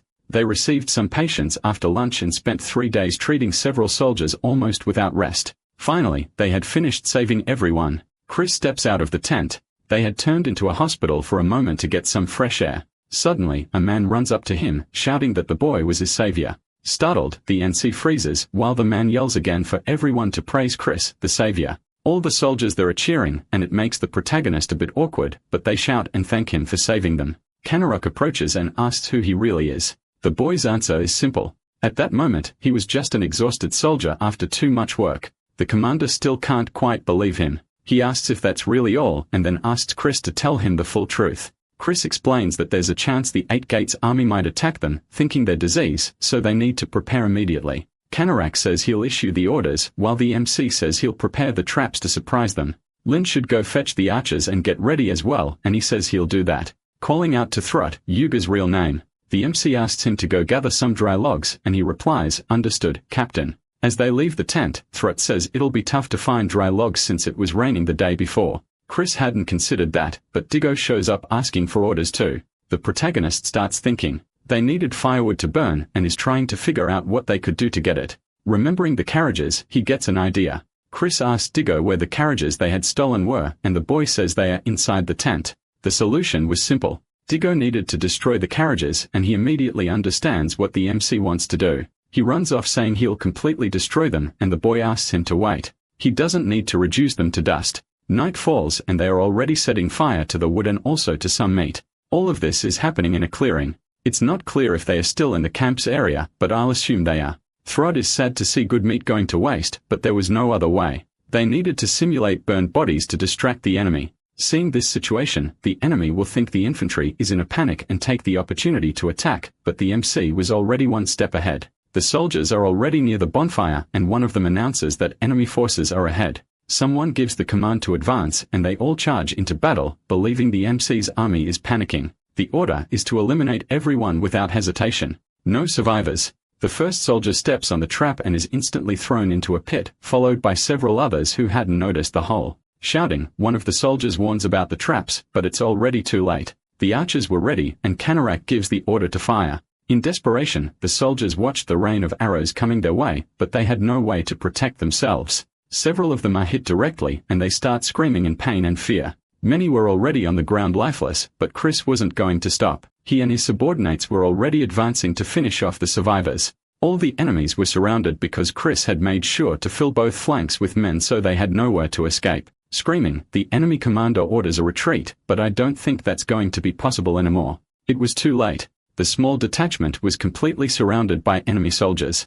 In front of them, a giant trench they had lost. The chapter begins with a bloody battle. Even surrounded, the 8 Gates wouldn't surrender easily and were managing to eliminate some of their enemies. They started to feel confident they might win that battle or at least hold out until reinforcements arrived. 2 soldiers stood facing each other, one from Chris's army, shocked to be there. The 8 Gate soldier, taking advantage of the opportunity, moved in to finish off the terrified man who tried to protect himself. A sword pierced through the back of the 8 Gate soldier as if it were nothing.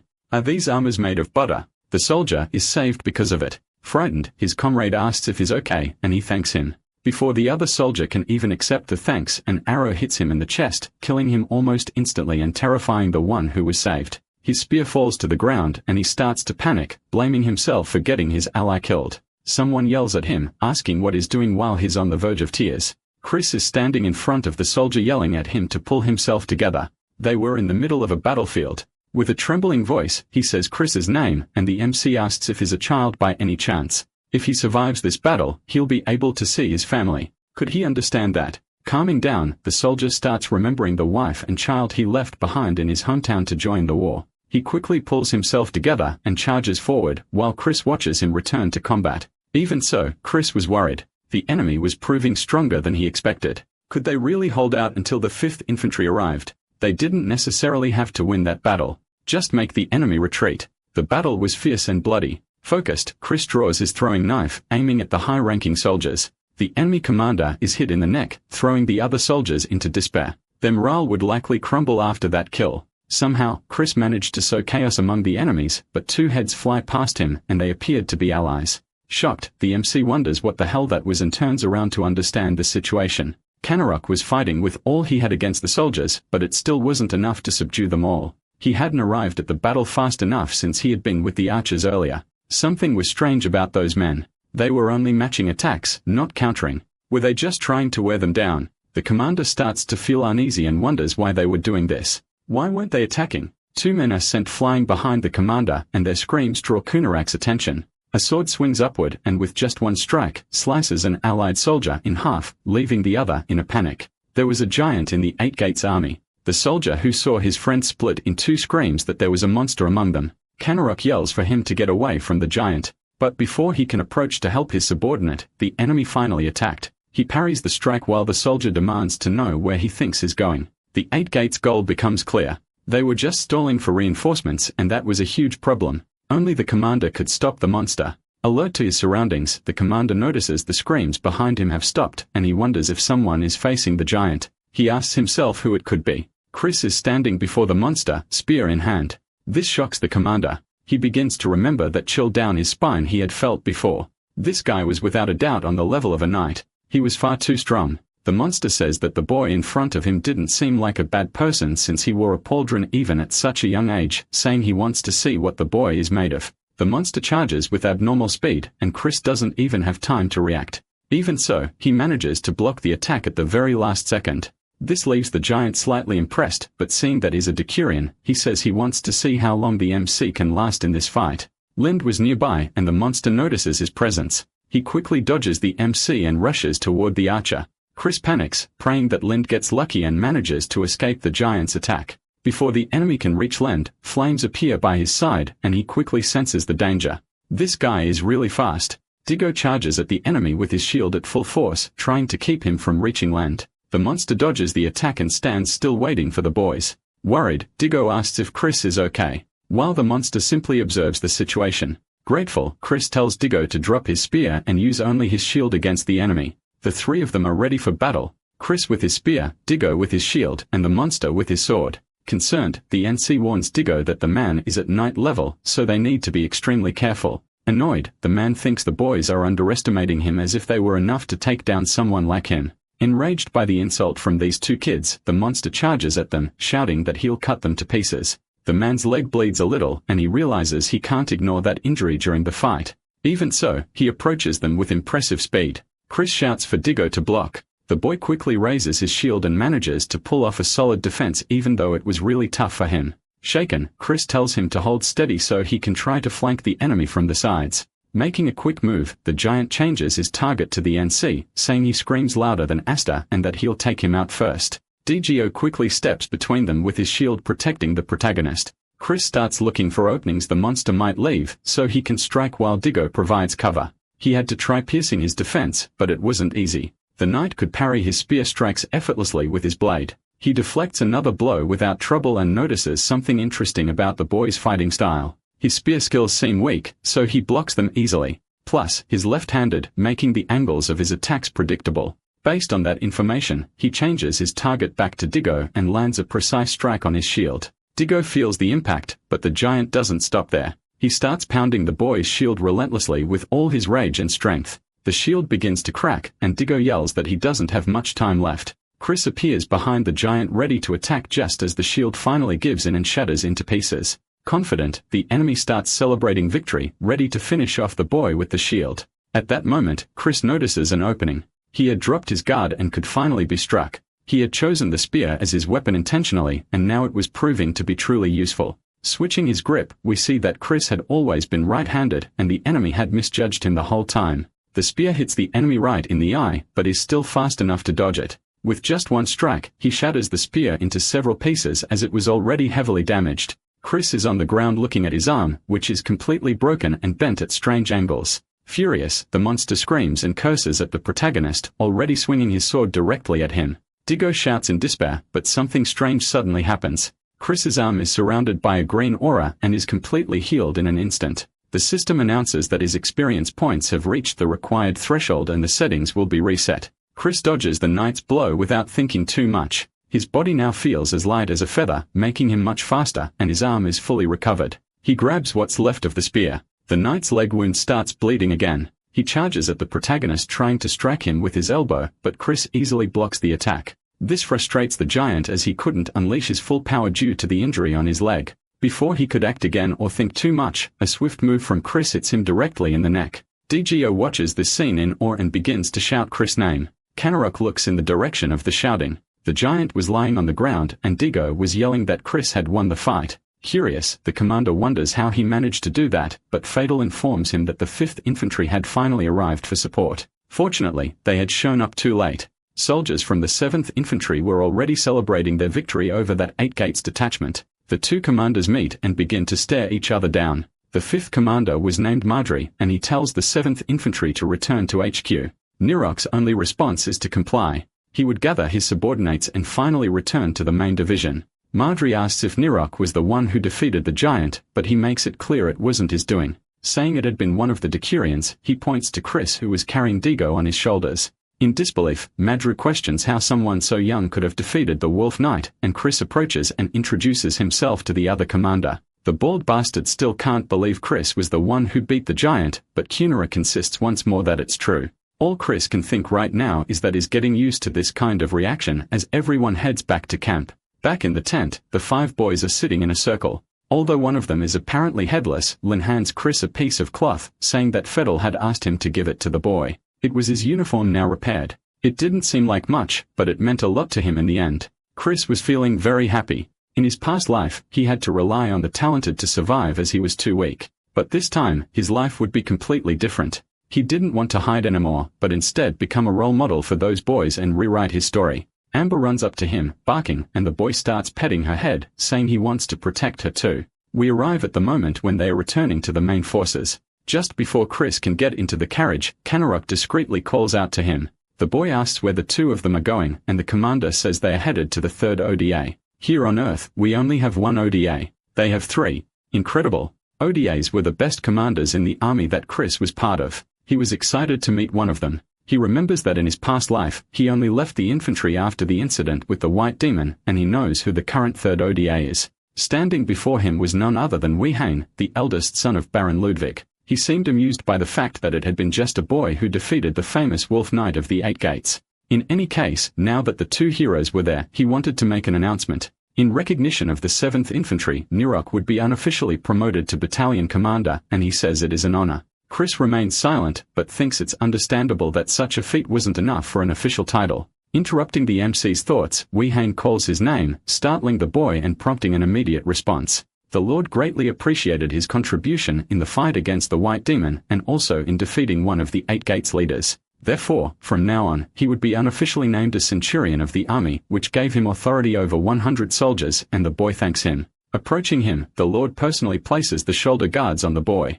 I don't know, but this guy doesn't seem like someone good. Quite the opposite, in fact. Gripping his shoulder a little tighter, Wei Hain says he looks even younger up close and asks if he needs anything else. And I was right. The Lord smiles said a lot about the kind of thing he'd like to offer the MC, but Chris doesn't seem interested in that sort of thing. Kneeling before the Lord, he says that while attacking the 8 Gates, he came across some interesting information. They were creating special soldiers. This piques the blonde man's curiosity, but this was something the boy already knew from his past life. The enemy army was creating an infantry of 10,000 soldiers. The Lord sits back down in his chair, but he doesn't seem very interested in that information and asks what he means by it. Chris, irritated by this carelessness, explains that if they have some sort of secret elite squad, they could be used for guerrilla tactics against them. In disbelief, Wei Hain starts laughing, saying that the theory of them being specifically targeted is ridiculous. They had the best cavalry in the country. Arguing back, Chris explains that they shouldn't allow the enemy to exploit an opening to deal massive damage to them. Annoyed, the blonde man asks if the MC is trying to teach him a lesson, and the boy realizes he's gone too far. He kneels and apologizes. The boy explains he was only concerned about his lord's safety, and the man quickly accepts the apology. Chris says he has a plan to end the conflict in just a few days and asks for permission to explain it to the Baron. He could punish him later if needed. Smiling, convinced, the Baron allows the boy to speak his plan and says he will personally punish him later. What a strange thing. The plan was to launch a surprise attack on the enemy's supply routes, which would force them to end the conflict earlier than expected using their elite squad. Curious, Wee-Han asks how he plans to deal with that special squad, and Chris answers that he'll form his own elite squad with 100 soldiers. If they succeed in destroying the enemy guerrillas, their morale will collapse and victory will be within reach. The meeting ends and we jump 2 days into the future. A golden boot steps on the grass. Karnarok and another soldier observed carriages moving along a road. They were acting just as the boy predicted, and attacking these routes would be ideal. Shouting, the commander sends the troops to attack, saying they must not forget their objectives. The army charges the carriages at full force and the few soldiers from the 8 gates panic at the ambush. Several enemy soldiers are quickly eliminated by the allied army, and before long, all the carriages are burned. Why didn't they steal everything? Fidel reports that their job there was done, so they move on to the next location. As Karnarok and his soldiers retreat, the enemies are left confused since not all of them had been eliminated. One of them, observing the destruction, says he can't believe what just happened. All their horses and supplies have been completely destroyed. Elsewhere, Chris is holding his spear, thinking that he had finally gotten used to having his left hand back. He's still curious about what happened in that fight and decides to analyze that artifact more thoroughly when he can. But for now, he starts training with the spear. It made sense that training would improve his skills, but the whole experience point system still worried him. On the day he fought the Wolf Knight, the system notified that the settings would be reset, and his body underwent some changes. The difference in his body was massive. It was like he was a different person, which makes him think he gains new abilities when he meets the system's requirements. If that's true, would he be able to trigger it again? The past flashes in his mind. He was talking to someone, asking what he meant by talent when he said he would show his sword technique. A man stood before him, sword in hand, saying it was a bit hard to explain with words. He picks up a piece of log with one hand and says he'll give an example. With extraordinary strength, he throws the log high into the air with ease. Chris starts observing the object's trajectory, but something soon catches his attention. The sword in the man's hand spins at an impressive speed. The log begins descending in a straight line. Quickly, the man performs 3 slashes in different directions with the sword before the log hits the ground. The log then breaks into several pieces, leaving the MC stunned by the technique. He then explains that in his view, talent is the ability to see a technique and copy it quickly. This guy is basically the Kakashi of the multiverse. Curious, the man asks if he could do something similar even with just one arm. Looking at the sword, he says what he had was mastery. Back in the present in his new life, he looks at the small log in his hands. He was no longer the cripple he once was. Chris tosses the log into the air, which spins upward as he prepares with the spear footwork in motion. He quickly starts spinning the spear at an incredible speed as he wanted to acquire that talent. In his previous life, that was something he couldn't even dream of having. But now striking the trunk and destroying it with a single blow, he was able to reach what his master had once shown him. Satisfied with this, he looks at his arms, happy to still have all of them. Lind appears from behind a tree, asking if he was trying to improve his skills. Chris replies that it was something like mastering those techniques, and then the scene shifts. Back at the army camp, we see several squads gathered. Everyone there was busy trying to form teams. An older man calls for the rookie centurion and asks if he's already got a team. Turning to the man, Chris gives an awkward laugh and says that he already did, which surprises him a bit. He adds that he has outside support, and the guy replies that it's kind of irritating. Lin gets curious and asks what kind of external support he's talking about, but the MC just says it's someone with a very rich father. The scene shifts and we see Hawken asking if the MC wanted him to create a team with him and the other 3 boys. He was always asking for the impossible. Chris asks why it was impossible. Couldn't he do it? Hawken responds that it wasn't that hard, but there was a catch. He didn't expect the redhead to do it for free, did he? Chris then asks if he wanted gold. His request was simple. He wanted the NC to visit him after the battle was over. That catches the NC off guard. Without hesitation, he says he'll do it and asks if there's a specific place where they should meet. Smiling mysteriously, the redhead says he doesn't need to worry because the place they'll go to will be created soon. We return to the camp. Chris is with his 3 friends and says that today, they'll go back to training as usual. Lin would be working on his aim and archery. Meanwhile, the other 3 would charge at the target and attack. Axe, who now goes by Daiko, would close the distance to the target and distract it. At the same time, Diggo and Chris would strike from behind, moving as one. It was a simple and effective strategy they'd been using for the past 4 days. Diggo was curious to know if this would really work. Throat was still in the hospital, injured, and now there were only 4 of them, but the MC was confident. Chris aimed to show strength and reliability to the others, because without proving himself, no one would trust or obey a mere 15-year-old soldier. Someone gets the troops' attention, announcing that the 8 gates had begun to move, which makes the MC realize their ambush had been effective. The order is given to launch the attack, and the chapter ends there. Wehane and Marjorie stood in front of the army, calm and confident. On the other side, we see the enemy commanders, the 8 gates. They were also standing still. The numbers there were staggering. 2 armies facing each other, ready for a bloody and historic battle. All Dago can say upon seeing the scene is wow, clearly nervous about what was happening. Lind asks if their numbers are around 3,000 and Chris confirms it. One of the soldiers is shocked to see that the MC's squad has only 4 people, but he says he'll stay in the rear. Even so, they were confident. From the soldiers' analysis, some of the enemy troops were already injured as they had to rush to get there. Some allied soldiers were joking around with each other, while others were praying to God to protect them in the coming battle. The emotions there were mixed. The 7th Infantry had only 100 soldiers, but now they were in the middle of the Guj army. Chris, confident, thinks to himself that nothing would change. They would fight, protect, and defeat their enemies after today. The commander then finally gives the order for the armies to march toward battle. Without delay, the enemy army hears the same command, and all the soldiers charge into the fight and meet in the middle of the battlefield.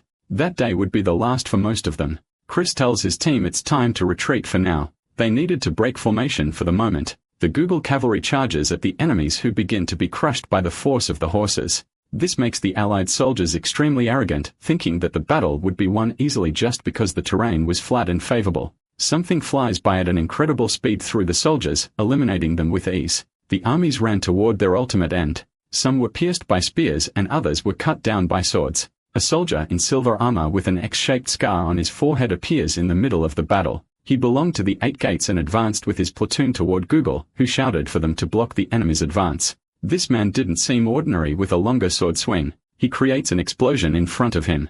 After blowing through the Google army's barrier, he yells for the Falter soldiers to charge with him. It was time to show what true terror looked like. Chris notices that the atmosphere of the battle had drastically changed. The elite soldiers had finally arrived and they would not be easy to deal with. Looking at his friends, the MC gives them the signal to get ready because they were now fully entering the fight. The 8 gates guerrilla group had been right in front of the second troops for an hour. They would need to take a detour and attack from behind. Looking back, the commander informs them that the enemy's elite squad had entered the battle. Marjorie orders that the second elite soldiers also be deployed to the battlefield now. Slowly, the tide of battle was changing as more second soldiers were quickly eliminated by the elite squad. Laughing, the man with the X-shaped scar asks if they really thought those regular soldiers could stop the Faltus warriors. Now he would show them the difference in level and prepares to massacre even more soldiers. The power of that man was incredible. Each sword swing he made caused an explosion that knocked down several soldiers. The 8-gate soldiers began laughing, saying the seconds are too weak and would be destroyed by them, who would become the heroes of this battle.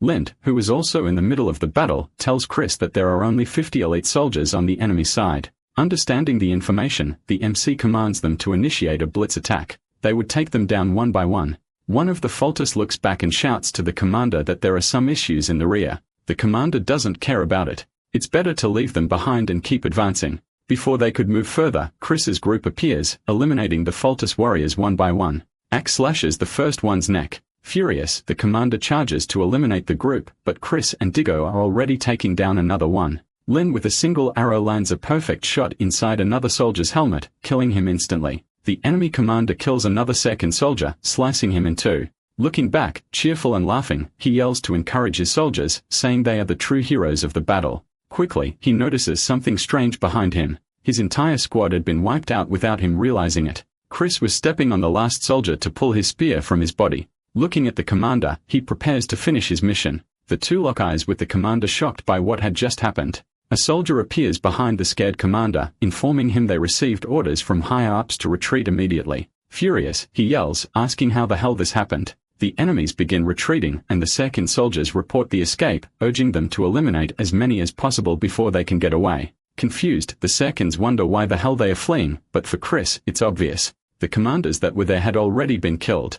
That was the opportunity the MC had been waiting for, so he starts shouting, introducing himself as Centurion Chris. Curious, the soldiers turned their eyes to the boy. He yells that he defeated the White Demon and that he was the commander of the squad that took down the enemy elite soldiers. Finally, he shouts for the second soldiers to rise, for they had achieved their objective. Raising morale, he asks who will fight alongside him, Chris, the savior, while everyone there cheers in agreement to follow his command. The battle wasn't over. The chapter begins with a soldier from the 8 gates attacking Chris. He easily dodges the spear strike. Now he could see everything clearly. All the movements he once couldn't even imagine in the past were now easy for him to visualize. Extremely satisfied with the changes he felt in his life, Chris eliminates the enemy soldier with ease using a spear strike. Before finally falling, the soldier tries one last attack. But once again, the MC dodges effortlessly. Taking advantage of the backward motion, the boy pulls out his throwing knife to use against the enemy. The throw is perfect, landing right in the middle of the helmet and eliminating the soldier instantly. Chris thinks that from now on, he will no longer make mistakes. Another soldier was about to strike the boy, who apparently had no way to defend himself this time. A second suddenly appears, slashing the enemy's arm with his sword, eliminating the threat to the protagonist. After that, he introduces himself as Mark from the 5th Infantry and says he will be joining the protagonist squad from now on. Another boy appears introducing himself as Jerome from the 6th Infantry and informing that he will also be under Chris's command. More and more soldiers voluntarily join his squad, and he commands them all to eliminate every enemy they see ahead. Lacking morale, the destruction of the 8 Gates army becomes easy to accomplish. The enemies barely have time to regroup or attempt to defend themselves. That situation was more than perfect. In Chris' view, their morale was now higher than ever. He shouts for them to push harder as the enemy was falling into despair from the difficulty. Dago looks to the side in the same direction as Chris. Hax also looks that way after taking another one down. Everyone there was looking in the same direction. Dago shouts Christ's name once again and smiling says that they came out victorious. The battle ends with the sun setting right in front of them. Chris is stunned by the victory, numb from everything that had happened. Losing strength in his legs, he begins to stagger, but is caught by the shoulders. Falling backward, Hawken was there, holding him to keep him from hitting the ground. Chris looks up confused. He smiles at the MC and says he did an excellent job. In a tent far from the battlefield that had just ended, an enemy soldier informs the commander that Foltest has just returned. The commander rushes into the tent. He is greeted warmly by the leader, who asks how it felt to return home after completing his mission successfully.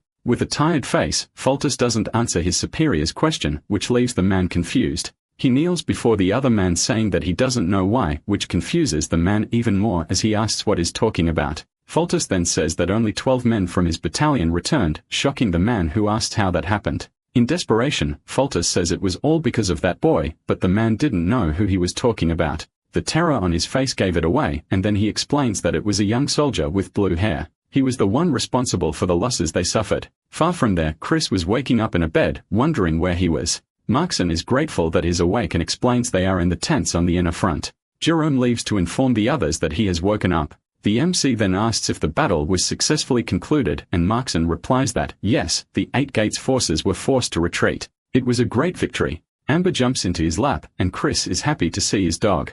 Markson praises her loyalty and intelligence to the MC. Leaving the tent, he says that the two of them need to go to an event that was being held for everyone.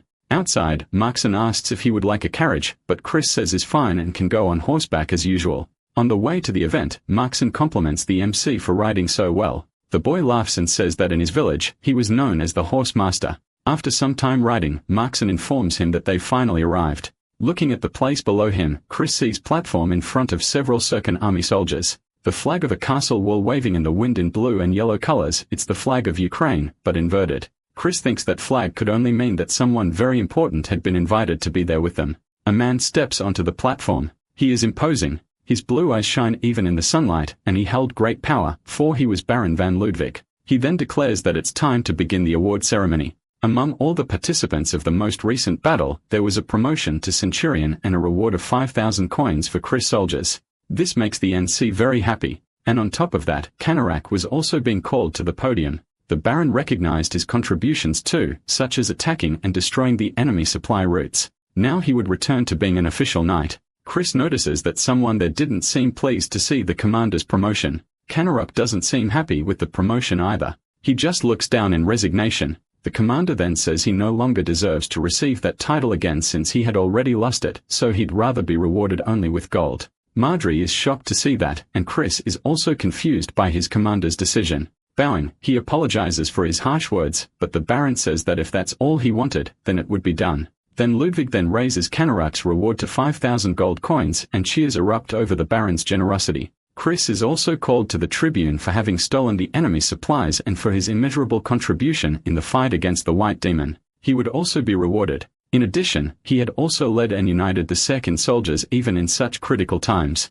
All these feats earned the protagonist a Medal of Merit, which was placed on his chest by the Baron himself. He congratulates the protagonist for his excellent achievements, and the boy feels grateful for his lord's recognition. Curious, the Baron asks him if he has no desire to rise even higher. His ice-colored eyes seem to pierce right through the protagonist. Chris realizes that the Baron is very shrewd, but pretends not to understand and asks what he means by that. Ludwig then with his austere aura asks what it is that he truly desires. That was the protagonist's chance. He had risked his life countless times just to remain a centurion in the army. He would never let this opportunity slip away. Smiling, all he can think is that he wants to move forward. Chris, without hesitation, asks to be knighted. The wind passes between the two of them, lifting their garments and adding weight to the request. Silence falls over the place. No one could believe the audacity of the boy to make such an absurd request. Outraged, the Baron's eldest son prepares to shout something, but Hawkins seems to be enjoying the situation. The other soldiers begin to chant Chris's name and call them a knight as if rooting for his request to be granted.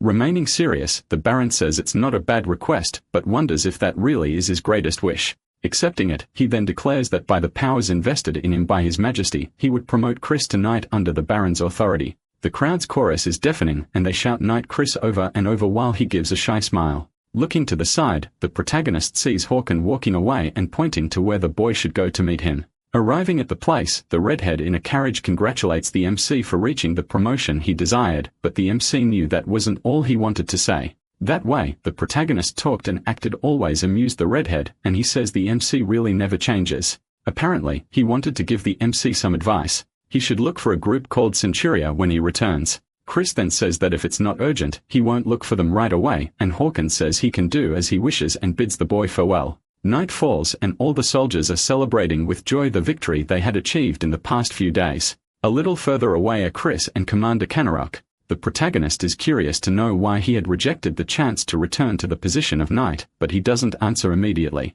Instead, Canarak takes a moment to observe the boy. In the end, he says that no matter how much he looks at Chris, he doesn't seem like more than an ordinary soldier, and that statement confuses the boy. Canarak asks what Chris's relationship is with Hawkins, and the boy asks if he's drunk, but says he'll never drink again. Curious, Canarak asks what he plans to do now that he's decided to side with Hawkins. The NC replies that he doesn't even know what he's going to do yet. After a brief moment of reflection, he looks at Canarak and asks if someday he were to call for the commander, would he come? Canarak thinks for a moment, but quickly responds that at any moment, he would answer his call. The next day arrives and the boys finally return to the city. This was the city of Dade. Lind is shocked to see that place. He had probably never been there before since the two of them were from a small village. One of the boys asks the NC exactly that, and he explains that he's lived in a small village his entire life. Approaching Lind, Chris tells him to stop acting like a hillbilly, and Lind complains that he's getting lectured by another hillbilly. The other boys already seem used to that environment. One of the soldiers approaches Chris and informs him that there are dormitories for knight apprentices nearby. He's not interested in going there. He prefers to stay somewhere more comfortable with his friends, so he heads to one of the tents. Chris had no reason to go to the knight's dormitory now. Going there would only bring him trouble because of the jealous ones who would see someone so young in that place. Either way, he would still have his own space in one of the soldiers' tents, and that was already great. Even so, he thinks it's not like he's going to stay there for long, so he wasn't too concerned about it. Throwing himself onto the bed, he tells himself it's time to rest first, and now I'm wondering where Amber is. After a while napping, the MC wakes up and stretches. Now he was ready to go wherever he intended to go. Leaving the tent, someone calls out to him. Chris looks back to see who called him, and it was Diggo, saying he wanted to discuss something with him. The boy asks him to wait a little because he had to visit a place first, and Diggo agrees.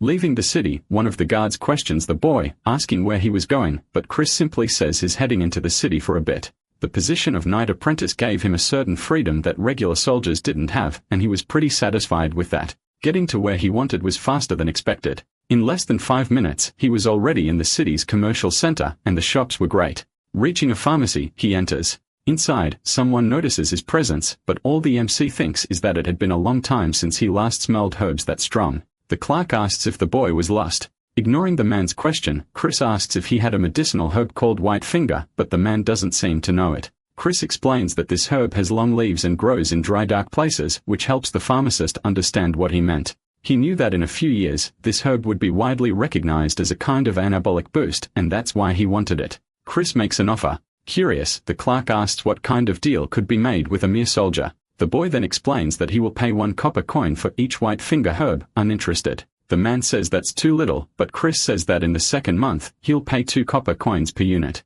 That still wasn't enough to get the man's attention, who says he won't do that much work even for that price and tries to dismiss the MC. Serious, Chris improves the offer and asks what he thinks of being paid 5 copper coins per unit. Finally, the merchant's attention is in the boy's hands. He grabs his hands and says he'll start gathering the herbs he wants starting tomorrow morning. Someone appears suggesting they settle the payment at 4 coins. The pharmacist protests that he had already agreed to 5. The one who proposed the reduction was a woman saying that a long-term relationship essentially requires the customer's trust. Agreeing to the payment of 4 coins, he receives an advance from Chris, who was eager to get those specific herbs. His first objective of the day was complete, a way to obtain white finger, and now only one thing was left to do. The waning moon shone brightly in the sky. Diggo and Chris were walking down a dirt road in the middle of the forest. Chris asks what he wanted to talk about, and Diggo asks what the boy's ultimate goal was. He replies that his goal for now is to return to the tents and get a good night's sleep. Diggo asks him to take the question seriously. He wants to know what the MC was really trying to achieve. After a brief moment of silence, the MC with his back turned to Diggo replies that he aims for the top. Curious, Diggo asks if he intends to become a noble, but he points his finger upward and says he's aiming for something even higher. That surprises the boy so much that his eyes widen in disbelief. In the next instant, he says that he's an unknown and pitiful man and kneels before the MC. Diggo goes on saying that despite that, he always wanted to be part of something great. Chris is startled and tells him to stand up, asking what he's doing. He wasn't a knight nor did he know about the vows, but he had met someone he wanted to follow from today on, and that someone was the MC. Determined, Diggo exclaims, calling Chris sir, that he wants to follow him and stay by his side until the day he perishes. Chris was shocked, but he steps in front of the kneeling boy. He places his hand on his friend's shoulder. Under the moonlit night, he stands before the other young man, saying he accepts his oath and names him his first knight. The next day arrives. Chris is beside a tree observing the field, which is quite large, but still more organized than the 7th Infantry. On one side, the knights are training, and Diggo had been accepted into that place. Chris wonders if he'll be okay there. That wasn't important. There were far more important things for him. The most interesting place he had in mind at that moment was the medicine storage in the tent, where all the herbs he wanted were kept. Unfortunately, he wasn't yet authorized to access that place since he was still an apprentice, so he needed the administrator's permission. Someone appears behind Chris, startling him, saying it was obvious he had a lot of free time. A bald old man who looked like a discount Wolverine introduces himself as Streak, the head of that military camp. Chris introduces himself and says he's a knight apprentice. Streak calls him to come along as he had something to discuss with the NC. Chris wonders if he'll be able to convince him to let him operate the storage. Already in the commander's office, he says he'll get straight to the point with the boy. He wasn't interested in keeping lazy people inside his training camp. It didn't matter who he was, hero, savior, or even the Baron's illegitimate son.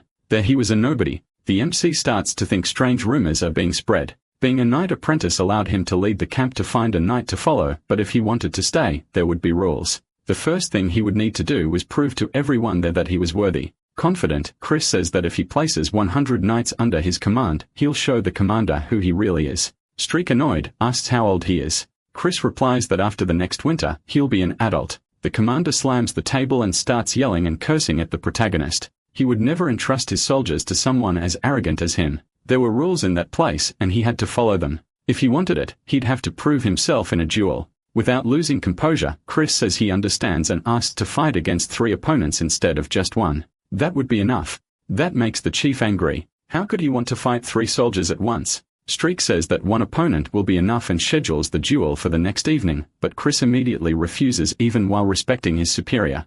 The scene changes and we see Lind asking if the MC really requested something like that. He'd make a new enemy this way, but the MC says it's fine. First of all, he knew his opponent's name was Peeler, and he was quite famous for never having lost a duel until now. Chris tells Lind that even so, he lacked real battle experience, and Lind agrees, but it's still worrying since he's won 10 duels. While training with his spear, Chris asks if that really matters. The system reports that his spear mastery had increased to 32. His biggest concern was still his mastery points more than the duel itself. Lost in thought, he figures that the points he earned on the battlefield weren't enough, and he was no longer increasing them. Unexpectedly, it begins to snow where the boys are. The winter had finally arrived. The day of the duel finally comes. Chris and his opponent are standing across from each other, both armed and ready to fight. Peeler says he won't go easy on him just because he's an apprentice. Chris, still confident in his victory, says that's exactly what he wanted to hear from his opponent. Bets were already being placed all in favor of Peeler. The knights were discussing the physical build of both combatants, but none of them seemed to believe Chris could win.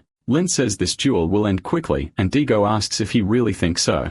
Some even changed their bets to favor Peeler even more. Polar analyzes the boy and sees that he's right-handed and has a build similar to Dego's. Apparently, that caught his attention, and he wants to see the MC in action. Chris then looks down, slightly confused about something. The ground of the duel site has a thin layer of ice that had formed after the previous day's snowfall. Streak announces that the winner of the duel will be the one who disarms the opponent or makes them admit defeat, then declares that they may begin. Paler steps forward, saying he will strike first, and charges at Chris, who positions himself with his spear held in only one hand. The knight's wooden sword passes very close to Chris's face, but he seems to have dodged it with ease. Quickly adapting, he spins the sword on its own axis to reposition it. Using just one hand, he swings it horizontally, striking the shaft of Cry's spear and forcing him to step back. The fight seems quite intense with Paler on the offensive while the MC focuses only on defense. Paler, confident, begins to taunt the boy, saying he won't be able to dodge his attacks forever. This seems to irritate the MC a little. The spear shaft lets out a small puff of smoke as if it were about to split in two. Paler quickly notices this could be an opening. He had to take advantage of it now. In the next instant, the MC's spear swings past the side of his head, but he manages to parry the blow. The two reposition again, but Peeler notices that the MC's speed was not that of a mere apprentice. The man then charges, thinking he saw another opening in Chris's defense, and says he won't win using moves taken from books. Then the unexpected happens. Peeler's foot slips on the icy ground. He starts to fall backward, confused about what just happened, and Chris takes the opportunity to advance and finish the opponent with his attack. With the spear shaft, he strikes Peeler's hand, making him drop his sword. Chris then sweeps his leg to finish knocking the man down. Peeler hits the ground with the full force of gravity, but he doesn't seem to have given up. Unfortunately for him, it's too late. The tip of Chris's wooden spear is already aimed at his face. Chris is then declared the winner of that duel, and he tells the other knight that countless variables exist in a real battle. Leaving the area, the MC passes by Streak, asking if he can use the medical supply room now. Convinced, the commander closes his eyes, resolute, and says he can indeed use the place he wants. While Digo celebrates the MC's victory, Lind watches from afar, seeming a bit worried about Chris. Now in the storage room, the MC admired all the herbs he found there. With all of that, he had everything he needed for what he planned to do. Those herbs were about to be thrown away for seeming useless, but the MC asks that from tomorrow on, all of them be brought to him. After finishing his day, the MC goes to a huge bathtub made just for him, and that made him quite satisfied. The Baron was treating him well. He starts adding some herbs to the bath with a technique not even his old master knew, but that could help him get stronger. While soaking in the tub, he still thinks this entire process wouldn't take less than a year. Sinking a bit deeper into the water, Chris begins to go over the day's events in his mind. No matter how good he was with the spear, Paler managed to block most of his attacks. He didn't want to rely on hit-and-run tactics, but he had no choice. Motivating himself, he thinks that he's still weak and can't afford to waste time. He had to keep improving his skills constantly. Analyzing his possibilities, he comes to a conclusion. He needs a teacher, and that's how the chapter ends. Wisdom was an incredible power, and the difference between those who have it and those who don't was very clear. Metaphorically speaking, it was like a tiger competing against a rabbit. However, there once was a rabbit who managed to take down a tiger. His master had already taught martial arts to someone who only had one arm. His name was Tykiel.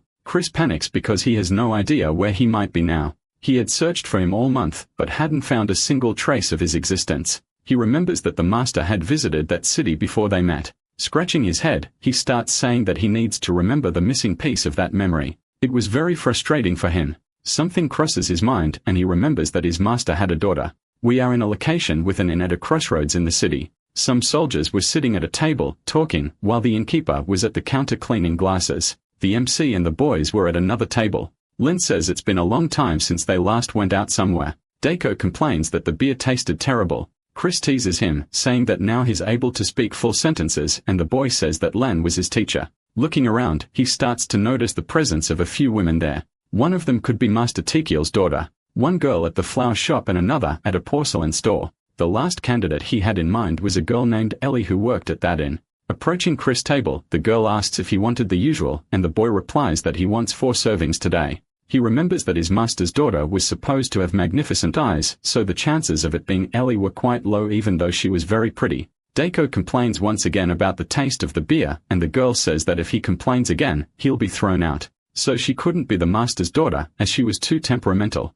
Someone knocks on the door of the inn and opens it. Chris looks back to see who's coming in. A man with short greyish hair walks into the inn. The MC thinks he arrived early at that place and seems satisfied. The one who had just entered was none other than Tekiel. A woman at the counter asks if he wants food or a room, and he replies that he wants both. A soldier tries to flirt with Ellie, grabbing her by the arm and asking if she wants to spend the night with him, but she doesn't look happy at all with that behavior. She says she wouldn't want them even if they came with a carriage full of gold. The soldiers were too drunk and took that insult too seriously. Grabbing the girl by her clothes, one of them starts cursing Ellie, asking if she even had a husband, and she yells at him to let her go. The soldier yells back, asking why she's resisting so much, and Chris looks at the mess just as a beer mug gets spilled. Standing up, he thinks this is bad, but something catches his attention before he can do anything to stop it. Tekiel approaches the soldier from behind while he's still fighting with Ellie and asking if she even knows who he really is. The man grabs the soldier by the head, and he turns to Tekiel asking what he's doing. He demands Tekiel let go and calls him an animal. With a single movement, the MC's future ex-master slams the soldier's head into the ground like it was nothing, breaking the floor in the process. Tekiel yells that he's doing this so he never opens that filthy mouth of his again. Chris looks at him, impressed. It's like he didn't know him at all since he wasn't this emotional when they first met. Ellie approaches Tekiel and grabs his clothes, asking him to stop causing trouble there. Shocked, Chris understands the situation. Ellie was really his master's daughter. The other 2 soldiers get up from the table, cursing Tekiel. They were probably going to fight him too. Chris calls for Digo, who immediately appears in front of the 2 soldiers still standing. They yell at him to get out of the way. Tekiel puts his hands on his robes, but Ellie says they are capable of handling the inn's problems on their own. Nervously, she says he doesn't need to take out anything he's hiding in his clothes. Looking at Chris, Tekiel asks if he wants to fight and says that if he takes one more step, he'll cut him in 2. Then says there's been a small misunderstanding and introduces himself as a knight apprentice. The 2 soldiers recognize Chris's name and then they recognize who Digo is. Digo introduces himself as a centurion, and that stops the 2 soldiers from doing anything. They apologize for not recognizing him in casual clothes. Chris talks to Tekiel, explaining that the city is under the command of Baron Ludwig and is a territory with very strict military rule. If someone dies inside that inn, the owner and Ellie would be held responsible. Tekiel seems to understand the situation. Ellie approaches the MC and thanks him for his help, saying she owes him one. The MC's master then leaves the place. Annoyed, the girl says it's amazing how he causes such a mess and then walks out as if nothing happened. Chris then says that he'll come back. Ellie asks if he knows the man. Suddenly, another girl appears beside Chris, saying she didn't know he'd been there the whole time, but he doesn't want to talk to her. The girl asks if the MC is free, and Ellie jokes about how popular he is. Chris replies that he's busy now and says they should meet another day. Chris then asks the price for a stay there, to which Ellie replies that it's 3 copper coins per night. A little disappointed, the girl says that someone of his caliber shouldn't be staying in such a dump and invites him to her mansion, which leaves Ellie shocked. Making a strange face, she asks who that girl was. Another boy appears, apparently her servant, saying she was the 3rd daughter of Sir Zarine. Digo and Lande, drunk, hear this and ask who that noble is, but Digo jokes that if he were a real noble, his name would be more widely known. The 2 boys begin to make light of the noble's daughter, and that makes Chris put a hand to his face in disbelief at their disgraceful behavior. Daiko suddenly appears on top of a table, shouting that disrespecting their commander enraged him, but Chris asks him to calm down. The MC was deeply irritated by the boy's behavior, and the servant leads the noble's daughter out of the place. A new day begins. Chris was still at the inn and asks Ellie who that man was as he seemed like a regular customer. The girl says he had caused problems in the past, but now he was much calmer, though she doesn't know why he was so furious that day. Chris asks Ellie if she doesn't miss her father, but she doesn't seem to care much since he never even bothered to look for her. Trying to understand the girl better, he asks if she doesn't think maybe he's secretly watching over her, but she says that's nonsense. Her father wasn't like that. Getting up from the chair, he heads toward Tekiel. Approaching his former future master, Chris asks if he'd like to have a cup of tea with him. Chris sits at the table and compliments the inn's tea, to which Tekiel agrees. This makes the MC think he was never much of a talker. Trying to make conversation, the MC asks if he came from the central district, the capital of his country, and the man asks how he knew that. He replies that he had seen nobles tying cloth around their waist the same way, to which the man says it was a gift, but he didn't like it very much. Curious, Chris asks why he came from so far to the city, and Taekil replies that it was his hometown.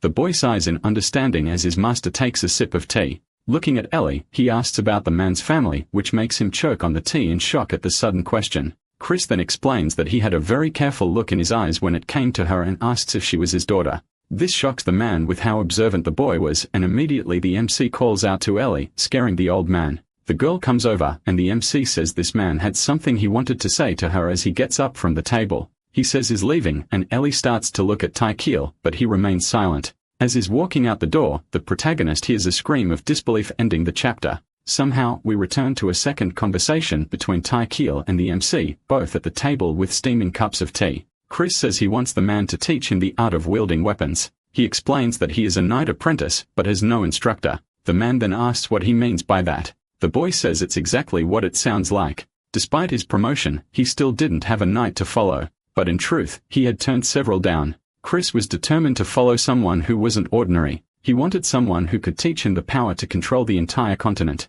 Taekil says that's not too hard to achieve. Besides, he owed the protagonist, so he seems inclined to accept a request. But he still had one question: how did he find out information about him? Chris couldn't avoid that question or the old man would grow suspicious, so he had to give up something important. Chris then mentions Hawken that eases the man's suspicions as the boy explains that a retired royal guard knight was coming to the Baron's territory. With that, he saw the chance to learn from a knight of Taekil's caliber and says he's touched that is actually Ellie's father. He considered the girl like a sister, and that moves the man who says it could be called destiny. Even so, he had one concern. He had never had an apprentice before. Chris then challenges him to a fight. Perhaps his intention is to catch his master's attention through his combat techniques. We are now in an open area prepared for the duel between Chris and Taekil, both holding spear shafts for the fight. The MC gets ready, gripping his staff with both hands and bowing into position. Taekil comments that his fighting spirit is formidable, then says it's time for them to start dancing. With impressive speed, the master leaps toward the MC.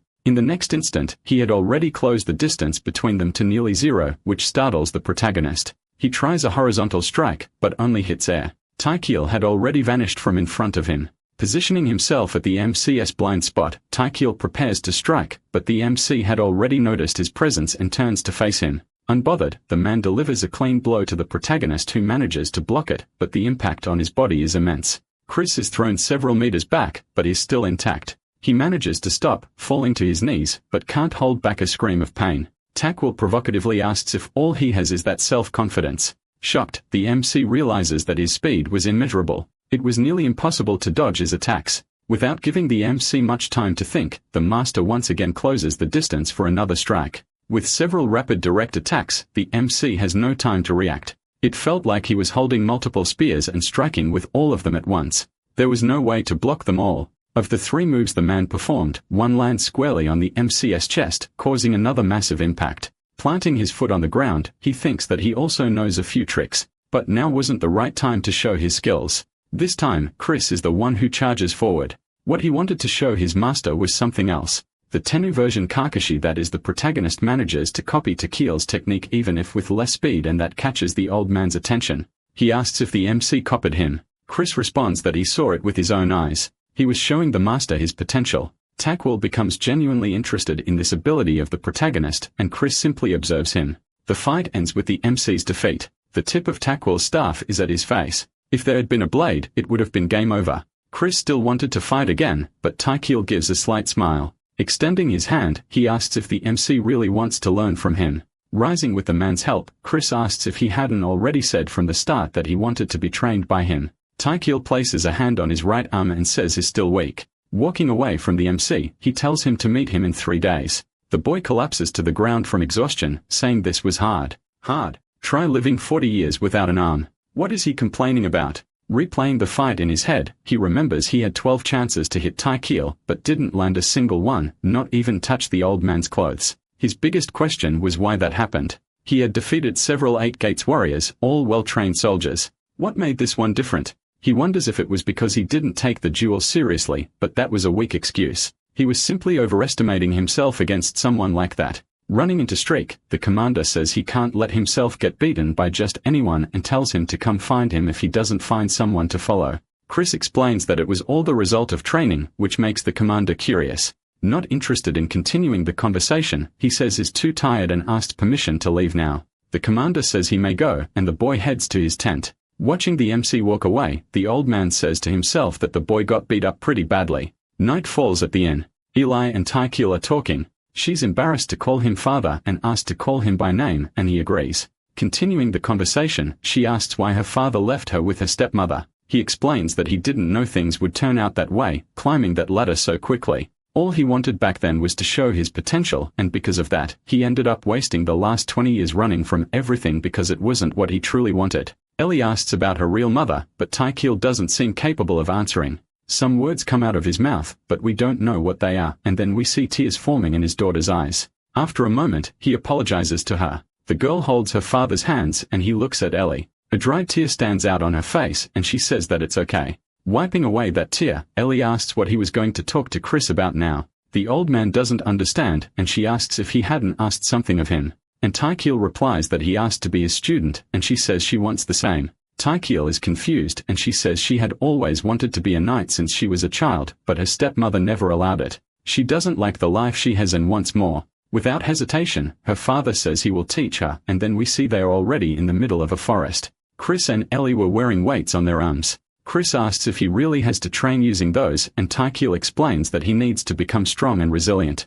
Irritated, he points at Ellie and asks why she isn't using the same method, but she just gives a smug smile. The two start running, and she says that in the end, she's Tykiel's daughter, so she's much stronger than she looks. Chris, Amber, and Ellie were running. Ellie looks at the wolf and asks if he's enjoying running with them, and the pet barks at her, seemingly agreeing. Curious, she asks where he found such a cute little guy like him, but Chris tells her to stop talking and keep running. Changing exercises, now the boy had to do squats while still wearing the weights. Then he had to do pull-ups still with the weights on his arms, 10 pulls upward.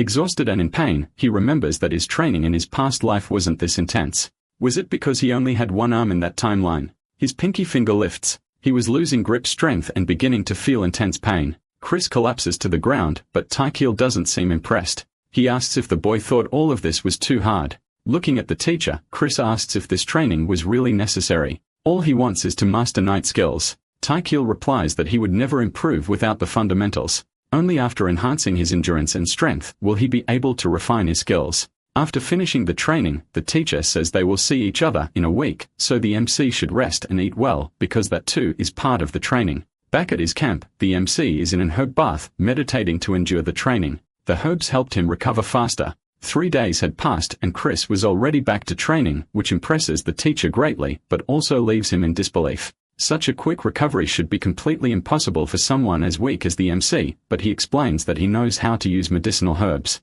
Ellie was already in the middle of her training. Sweat poured down her body, but she kept going strong. She asked her father if she had gotten slower, but the old man says definitively that she hadn't. Watching the NC from afar, he simply explains that the boy had gotten much faster. The system informs him that he's gaining experience points, and that makes him quite satisfied. Jumping, even with the weights on his arms, he yells that he's succeeding, while Amber simply watches by his side. Now we can see some muscle on the MC's arms. They were stronger and more defined. Lind approaches him while reading and asks what's going on with him, but the boy doesn't answer. Instead, he thinks it would be nice to train with his friends, but now they were under the commander's care, and he couldn't interfere. Lind had come by to drop off a book for him, and Chris asks if it's really okay for him to spend all his money on books, but it was his only form of entertainment. Last time, he had managed to attend a military council. He tried to suggest some improvements to the military system, but they told him not to meddle. Grumbling, Lind says it almost feels like he'd, Daiko, and Digo aren't even centurions.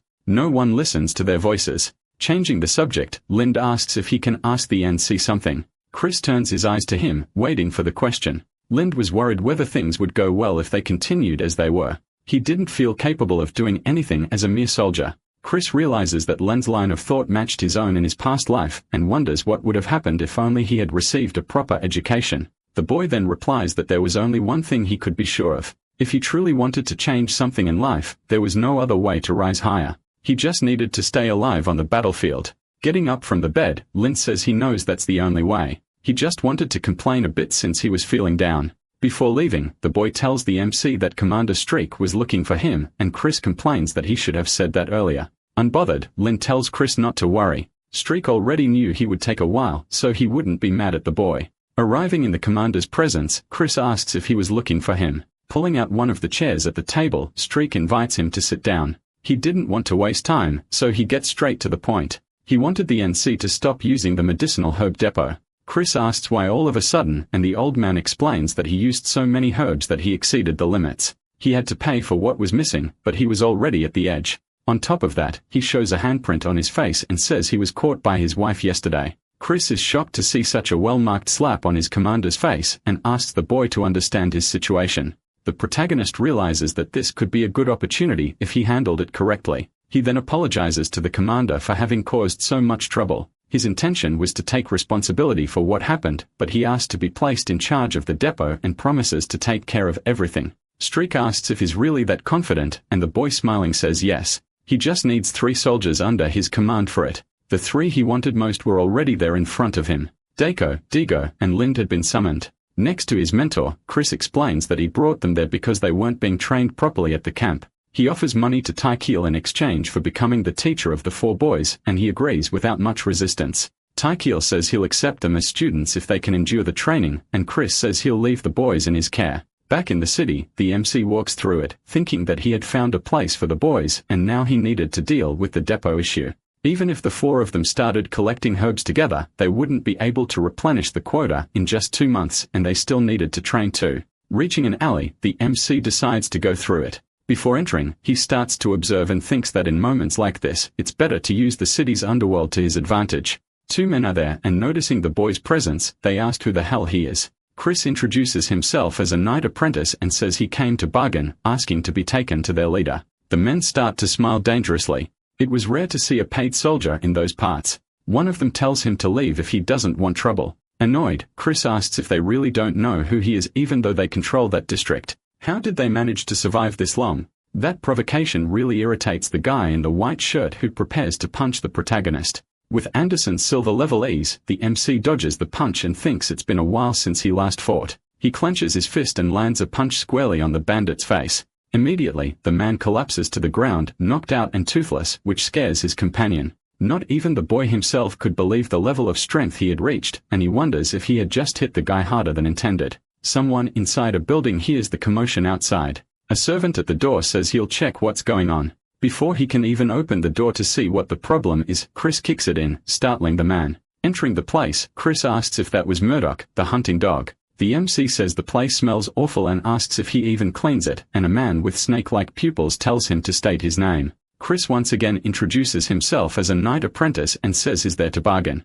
Several men were inside that hideout, and the snake-eyed man begins to underestimate the MC, ordering his goons to take care of him. Satisfied, the boy prepares for battle and says solving things this way will be much quicker, thus ending the chapter. We begin the chapter with several of that snake-eye guy's thugs charging at the protagonist. The first one uses a small blade to try and stab the boy, but he dodges with ease. He quickly disarms the thug and punches him in the face, making him scream in pain. The second comes in trying to kick the boy, but he ducks, dodging another blow. This position is perfect to end his bloodline. One guard was already down. The second was about to never become a father again. I was wrong.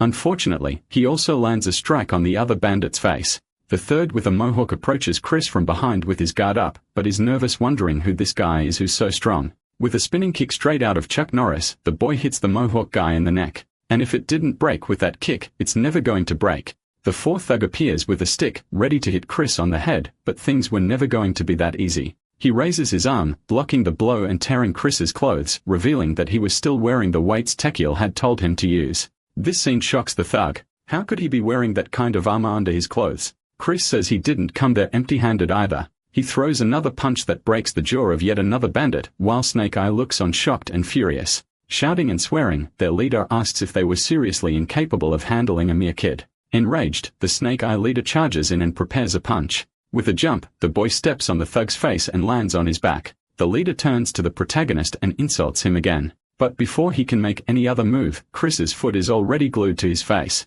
He couldn't even react. The kick hits him right in the nose, knocking him out instantly. Unconscious, the gang leader lies on the ground with his mouth open and a shoe sole tattoo on his face. A dark vision. Someone is calling him, telling him to wake up. Chris is slapping his face, telling him to get up already. Snake Eye wakes up, startled, and looks at Chris while his thugs stand with their hands up surrendered. Dazed Snake Eye barely understands that Chris is there to make him work collecting herbs. It's not that complicated, is it? If he does a good job, he'll be paid handsomely. But if he plays around, his pay will be equal to sin. The herb problem was solved. Now he had something else to take care of. On the other side of the city, the three boys were getting beat up worse than Rihanna when she was dating Chris Brown. Lin yells at the boy, asking if he wanted to see them dead, and DGO groans that he can't take that training anymore. Ignoring the boys' exhaustion, Chris tells them to get up. There's somewhere they need to go. The three of them are in the same herb bath he had made for himself. Chris explains that bath cost him a month's salary. Only now Dua realizes at Ellie's inn.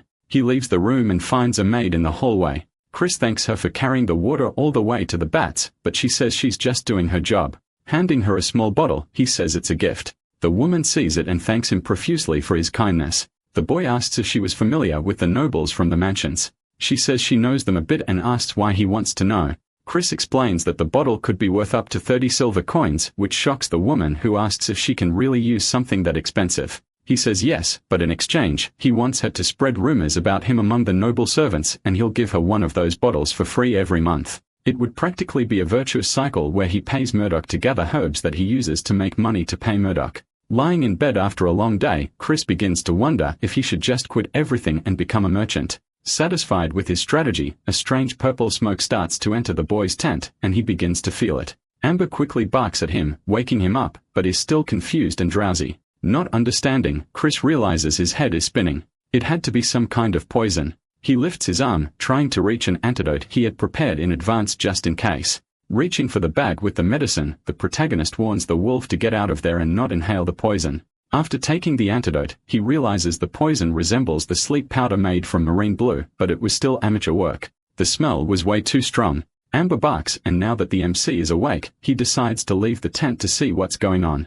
Two hooded men were surrounding the protagonist's wolf, trying to knock it out, but Chris was already there. He had no idea who those two were or how they managed to get into the camp. One of them notices the MC's presence and tells the other to look behind him, which he does. Acting quickly, hooded man number one throws a knife at Chris. With a small movement of his head, he manages to dodge the hit, but he realizes their real target had always been him. Chris quickly closes the distance between them and startles the hooded man as the boy was faster than expected. Chris punches one of them with considerable force, but not with the intent to knock them out. And soon, you'll understand why. The hooded man is thrown several meters back, and his ally approaches asking if he's okay, to which he replies he feels like something broke inside him. Provocatively, Chris asks who the two insolent fools were who dared attack a knight apprentice and tells them to flee immediately if they want to live. In an instant, the two hooded men vanish from in front of Chris and Amber. Right after that, the MC commands Amber to indicate the path the two ninjas were taking. While fleeing, one of them asks how the boy was still awake since he used enough powder to make him sleep for 2 days. The other hooded man says he has no idea, but they need to report this situation to their leader immediately. They arrive at another camp from the rear, but before they can enter, someone shouts, drawing their attention. Looking back, they see that Chris had followed them and wonder how he managed to do that. Chris wasn't interested in answering that question and says he wants them to take him to their leader immediately, or they won't live to see the sunrise. The two men stand still, staring at the protagonist, doing nothing. Not wanting to waste time, Chris tells them to go fetch their leader, since time is money, and being there meant losing money. This boy is greedy. One of the men asks the other what they should do now. He was starting to get nervous. Someone appears in the middle of the night, asking what's going on, and this seems to make one of the ninjas nervous. Chris watches silently, but wonders if that guy was their leader. Clearly nervous, the other ninja also looks at the man, and in the next instant, he is attacked by him with a punch to the face. This surprises Chris. The man kicks the hooded guy straight in the stomach, and then turns his gaze to the MC. He quickly explains that his subordinates caused trouble for personal reasons, nothing more. Chris asks why he became their target. Without hesitation, he says the reason was the recipe for pure dream. The drink Chris gave the maid to spread rumors about him. Wanting to settle the situation quickly, the man says if the MC's curiosity was satisfied, he could leave, but that amuses the protagonist. Chris asks if he's wrong to assume that boy is the illegitimate son of the guild master. That makes the man react just as the boy expected. Unexpectedly, the boy also reveals that the two behind him were members of the dagger to the back and carried Akuchi daggers. Immediately, the protagonist is surrounded by this secret organization, so he draws his knife to defend himself. The boy asks what the protagonist wanted, and Chris replies that he wants to know who their leader is. Without changing his expression, he explains that the leader of the dagger to the back is himself. Chris doesn't seem to believe the story, but decides there's only one way to know if it's true or not. So he grabs a small pouch in his hand. He throws the pouch on the ground. I believe it's money, because he says he wants to make a bet with the man. It really was money, specifically 50 gold coins, and he asks if that's enough. The other man then asks what Chris wants from him. Without hesitation, Chris says he wants to place his organization under his command. If I had half the MC's courage, I wouldn't be single for the past 5 years. One of the hooded men asks if the protagonist is crazy, and I admit that made me laugh quite a bit. Taking the proposal seriously, their leader asks what the conditions for the bet were, pulling out his dagger and showing it to the man. Chris replies that they will duel using only a dagger. Understanding the situation, the boy says he realizes the MC grew up among them, and Chris asks if there's anything wrong with that.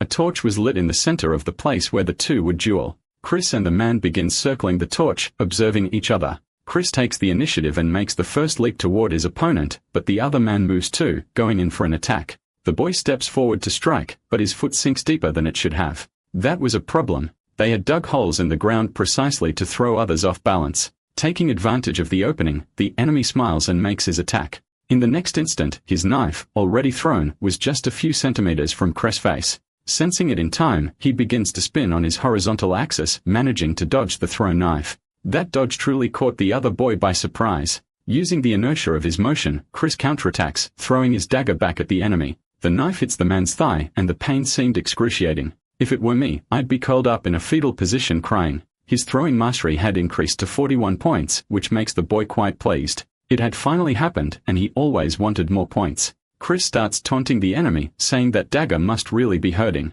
Furious, the other man asks what the subordinates are doing. They should be eliminating that bastard. The hooded men advance, and Chris commands Amber to stay close to him since they would be taking a defensive stance. Someone shouts for them to stop that. Chris, holding one of the subordinates he was already beating up, says that finally, the one he was waiting for had arrived. Hawken appears, greeting the boy and saying it had been a while since they last saw each other. Leaving the false leader behind, Hawken invites Chris to go out for a walk and talk. Hawken orders the other boy to clean up the mess he made, and he has no choice but to obey. Chris enters Hawken's tent where he was already waiting inside. He comments that his hideout was much more modest than he had expected. Hawken seemed quite irritated because he had taken too long to go to where he had been told. Explaining himself, Chris says he had to deal with several issues when he arrived in the city, so it wasn't his fault. The redhead then notices that Chris already knew his name even though he had never told it to the boy, but the MC explains that he also has his own connections. Looking at Chris with a dangerous expression, he asks about being called the illegitimate son. Nervous, Chris says it was a mistake. Curious, Hawken asks if it was true that he was being trained by the Royal Guard, and Chris notes that he always seems to know everything going on around him. Confirming the information, Chris says it was all very expensive and asks how he knew about the pure dream. The redhead replies that it was a request from a merchant named Zarin, but he has no ties to that story. Either way, he had a matter to discuss with the boy. Chris looks at him waiting for his words. Hawken then wishes the protagonist good luck in leading the back dagger. The phrase leaves the MC stunned, and he asks, "What?" The redhead explains that he had won the bet against his subordinate and asks if he was going to back out now. Where was his self-confidence? Chris chuckles and says, it's fine. He will take command. Outside the tents, Hawken begins to explain that from today on, Chris would become their leader. Chris was now the master of the Back Dagger Guild. Hawken says he's leaving. The man who had fought him kneels before the MC and introduces himself as Fox, second in command of the guild and now under his leadership. Chris notices that his expression made it clear he didn't recognize him as the leader yet, but says he already had an order for him. Clearly irritated, Fox asks what his order is and the MC tells him to bring the merchant Zarin to him the next day. The next day arrives and Chris is with Tykiel at the training field. The instructor comments that he is a very busy person and Chris gets a bit embarrassed. Curious, he asks the man how the boys were doing in their training. Tykiel replies that he can see for himself and the boys now look to be in a much better state than at the start of their training with the master. After a moment of observation, Tykiel calls Chris to go to the training field. He was holding a spear shaft in front of the protagonist. Starting a lesson, he asks what Chris would do if he lost his weapon in the middle of battle. The boy, shrugging, answers that he would just look for another one to use in its place. Take your steps on the spear shaft, breaking it in two. Right after that, he asks what Chris would do if he didn't have the opportunity to get another weapon. Chris starts thinking for a moment about how to answer the question, then says he would use his body as a weapon. Satisfied, Takiel says that was the correct answer. His basic training was finally over, and tomorrow they would begin taijutsu training. Grateful, the boy bows to his teacher, who finds the reaction quite strange. They are mixing cultures in this story. The MC isn't Japanese. Takeo comments that most people get discouraged when they have to train taijutsu, but the MC says he'd only be disappointed if he were like those people. This was simply perfect for the protagonist. The intervention-free period Lin mentioned would last at least 2 years, and even if the future turned out differently, he still had plenty of time to train. Soon his goal would be complete, and he would lay his hands on money, wisdom, and martial arts. All of that would soon be his. The scene shifts, and we see someone crushing some herbs. It was Fox thinking about why Hawken had put Chris in charge of their organization. It seemed to frustrate him quite a bit. He also thinks it didn't make sense to sell the skin cleanser he was developing for 30 coins. There were already many like it on the market. So what made this one special? One of his subordinates shows up at the tent where Fox is with a man tied up and blindfolded. That man was Zarin, and Fox orders him taken to the basement. They remove the gag from the captive, but keep the blindfold on. Desperate, the man begins to beg for his life and says he'll do whatever they order, and Fox watches him for a bit. Curious, Fox asks if what the captive said was true. Will he really do anything he commanded? Snot dripped from the merchant's nose, and he repeats that, yes, he would, begging not to be killed. Fox then orders him to never speak Chris's name again, and he says he understands. The merchant then asks if there was anything else, but Fox tells him to shut up just as Chris descends the basement stairs to where they were. Chris asks how things are going. Fox informs him that the man promised never to mention his name again and asks if they should let him go now, and Chris agrees. Concerned, Fox obeys the command and tells him to release him, but he thinks they'll be in trouble later because of it. The man begins to thank them for sparing his life as the other soldiers untie him. As he prepares to remove the blindfold, he says he'll never forget the kindness they showed him. Before he can open his eyes, Chris tells him to wait a moment. The MC then says that if he removes the blindfold now, he'll see his face, which would force him to eliminate him, and asks if he's okay with that. Frightened, he stops moving and keeps the blindfold on, showing he still intends to stay alive. Chris asks for a chair, and the merchant falls to his knees, once again begging for his life and saying he'll reward him generously for it. Beginning an interrogation, the protagonist asks if it was his idea to assassinate the knight apprentice named Chris at the tent, but he says no. The order he had received was only to get the recipe for pure dream, but the MC doesn't believe him and orders his tongue cut out. This shocks both Fox and the other soldiers. They begin to restrain the man to cut out his tongue, but he screams, confessing that he was the mastermind behind the assassination attempt. He starts begging for forgiveness and pleads even more, but Chris just raises his hand silently. Pointing one finger upward, he orders them to break the man's finger. The scream of pain was intense, but Chris remained cold, calmly seated in his chair. Crying, the man bows before him, hiding the hand with a broken finger, and the MC tells Zarin to answer his questions carefully. What was the name he was supposed to forget? Zarin replies that it was Chris. The boy, resolute, closes his eyes and says that one finger wasn't enough, but the man screams, begging for forgiveness and asking for one more chance. This was his last chance. What name was he supposed to forget? And Zarin remains silent for a moment. In the next instant, he begins to stutter, saying he doesn't know what he's talking about, and that response satisfies the MC. Approaching him, the MC says he is the Back Dagger, the shadow of the city. And if he interferes again, he'll lose his third daughter, the one he loves so much. Swallowing hard, the man remains silent, and then Chris finally allows them to set him free. Before leaving as well, Chris calls out to Fox and says he has something else to ask of him. Handing him a scroll, the MC says that it's the recipe for pure dream and asks him to analyze it because later the boy would teach him how to make it. Taking the paper in his hands, Fox asks why he's giving it to him. Chris replies that he smelled a slight scent of herbs coming from him and asks if the sleep powder thrown in his tent was the soldier's doing. Was that his skill? The protagonist's intention was to increase the production of pure dream, and it seemed the guild had its own specialist. As the boy walks away, Fox understands why Hawken passed the title of commander of the Back Dagger to him. He wasn't just anybody. Night falls and we see a mansion. A girl walks into her father's room, asking where he had been all day because she had been waiting for him. The girl says she found someone with the potential to be her future husband, says she met him at an inn and that she can't stop thinking about him. With her hands clasped in prayer, she says the name of her beloved is Chris, the knight apprentice, and this leaves the old man terrified. He tries to hide under his bed covers crying, but the girl approaches him, asking why he's acting that way. Sobbing, all Zurin can say is for her to leave him alone. And so the chapter ends with a crazy girl in love with the protagonist. The next morning, someone approaches the MC's tent and calls him out. He steps out, and a man asks if he's Chris. The boy confirms and asks who he is. His name is McCoy, and is also an apprentice. He was sent to summon him and asked the MC to follow, but Chris wants to know who sent him first. The boy gets furious and asks how he dares speak to him that way, but Chris simply says they are both apprentices, so he should calm down. Walking ahead of the MC, the Bakugo wanted says that if it weren't a direct order to fetch him, he'd have torn Chris apart already, and Chris sarcastically agrees. Arriving the castle, the protagonist grows even more curious about who had summoned him there. A set table was full of various types of food. It was literally a banquet. Reaching a door, the Bakugo Wanag tells him to go in, but that he himself will stay outside. The boy steps into the room and is greeted by none other than Weihan, the third ODA. Chris greets him respectfully. He was happy to see him there and invites him to sit with him at the table. The wine he'd opened was from Highguard and sweet on the palate. Nervous Chris starts to feel a chill down his spine as he sees how the blonde was dressed. He then decides to ask why he had been called there. Taking a sip of his wine, Weihan begins looking at the MC seductively, but fails miserably. The ODA says there's no rush.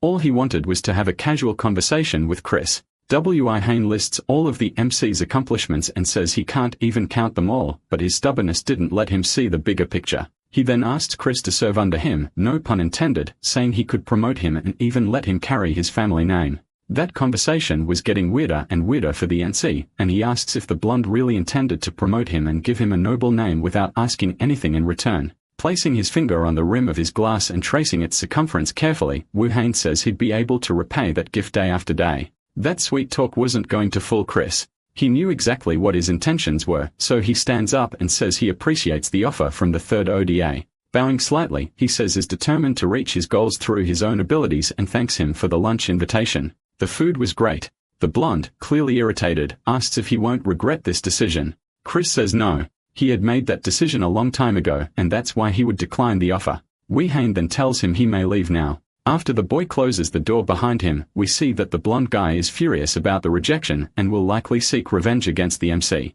Still feeling that strange shiver, the MC says his expression was like someone who had just been rejected by him, and that's exactly what happened. The next day begins with Streak asking how he was doing, but the boy asks what he meant by that.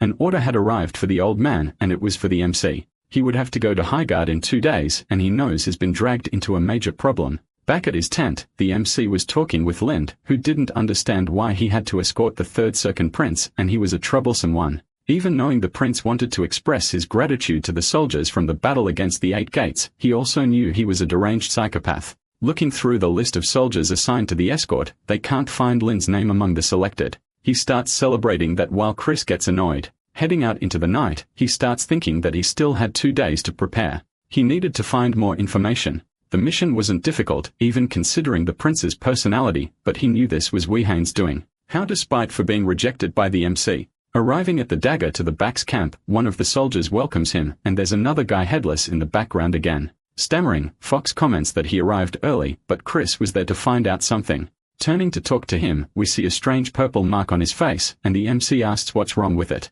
Irritated, Chris scolds him, saying he should have come to him to report the results of the experiments, but Fox says he was confident in his calculations. Changing the subject, he hands Fox the list of soldiers and asks if there's anything suspicious on it. Looking through the list, he says that McCoy is a knight apprentice and the others listed belong to the Centurions. Nothing seemed too suspicious. Chris asks if anyone there was directly under Weihan's command, but Fox answers no. He starts analyzing, thinking that even if the prince was problematic, he was still royalty, and the lack of guards below knight level could be risky. That was very odd.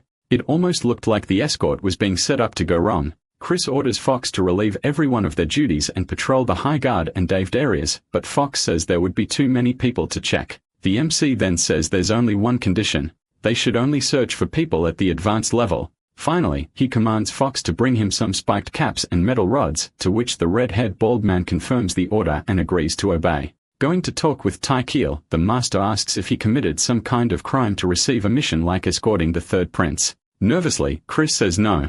That makes Tykiel curious, prompting him to ask what Chris really wanted to tell him. The boy had a question. He wanted to know what to do if he encountered an enemy far stronger than himself, and Tykiel replies that he should run. But what if he couldn't run? Chris asks. Tykiel, already losing patience, wants him to get straight to the point and ask what he really wants to know. Chris wants to know if there's some kind of trump card he could use in situations like that. The master says that there is, and this excites Chris, who says he knew it. Going against the boy's expectations, he says the trump card is to keep training. Annoyed, Chris tries to provoke Tykiel by bringing up Ellie. Tykiel asks what she has to do with the conversation, but then hands over a spear and says it's not a trump card, but he can teach the boy a few tricks. Chris asks why he also grabbed a spear if he was going to teach him a trick, and Chris starts regretting bringing up Belly. Tykiel replies that he'll understand faster with the spear. Chris says he has an important mission in 2 days and can't afford to get hurt, but the master already knows. Back at the inn, Chris was sitting at the counter alone and in the dark.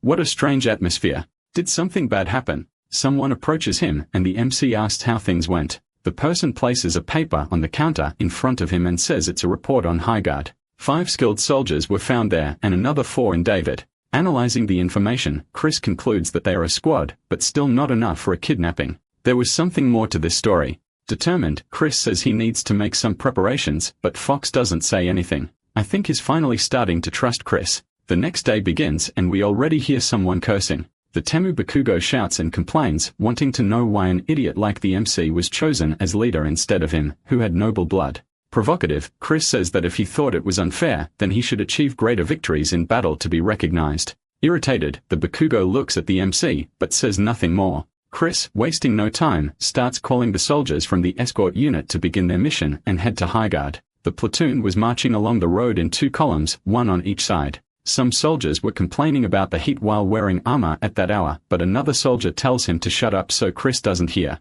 Chris was right in front watching the sides of the road and the forest trying to detect any imminent danger. Suddenly, he raises his arm signaling the squad to stop, and a soldier asks what happened. The MC says he thinks he spotted a goblin. The fake Bakugo tells him to quit joking since they were in the triangle. The very next moment, a soldier sees goblins approaching them. Scared, the other knight apprentice asks why the hell there were goblins here, but the MC says this wasn't the time to wonder about it. Chris gives the command for everyone to prepare for battle. They needed to break through the enemy line in order to wipe out the goblins. The soldiers begin to surround the monsters just as the boy had ordered, and everything seems to be going smoothly. The goblins were being taken out. With the battle over, everyone gathers while the MC stands before the goblin corpses and observes them for a moment. Still curious, the showpipe Kugo asks once more where those monsters came from and why there were so many of them here. Chris agrees with him. This was way too suspicious as that part of the triangle was patrolled by the Baron soldiers to keep out monsters and bandits.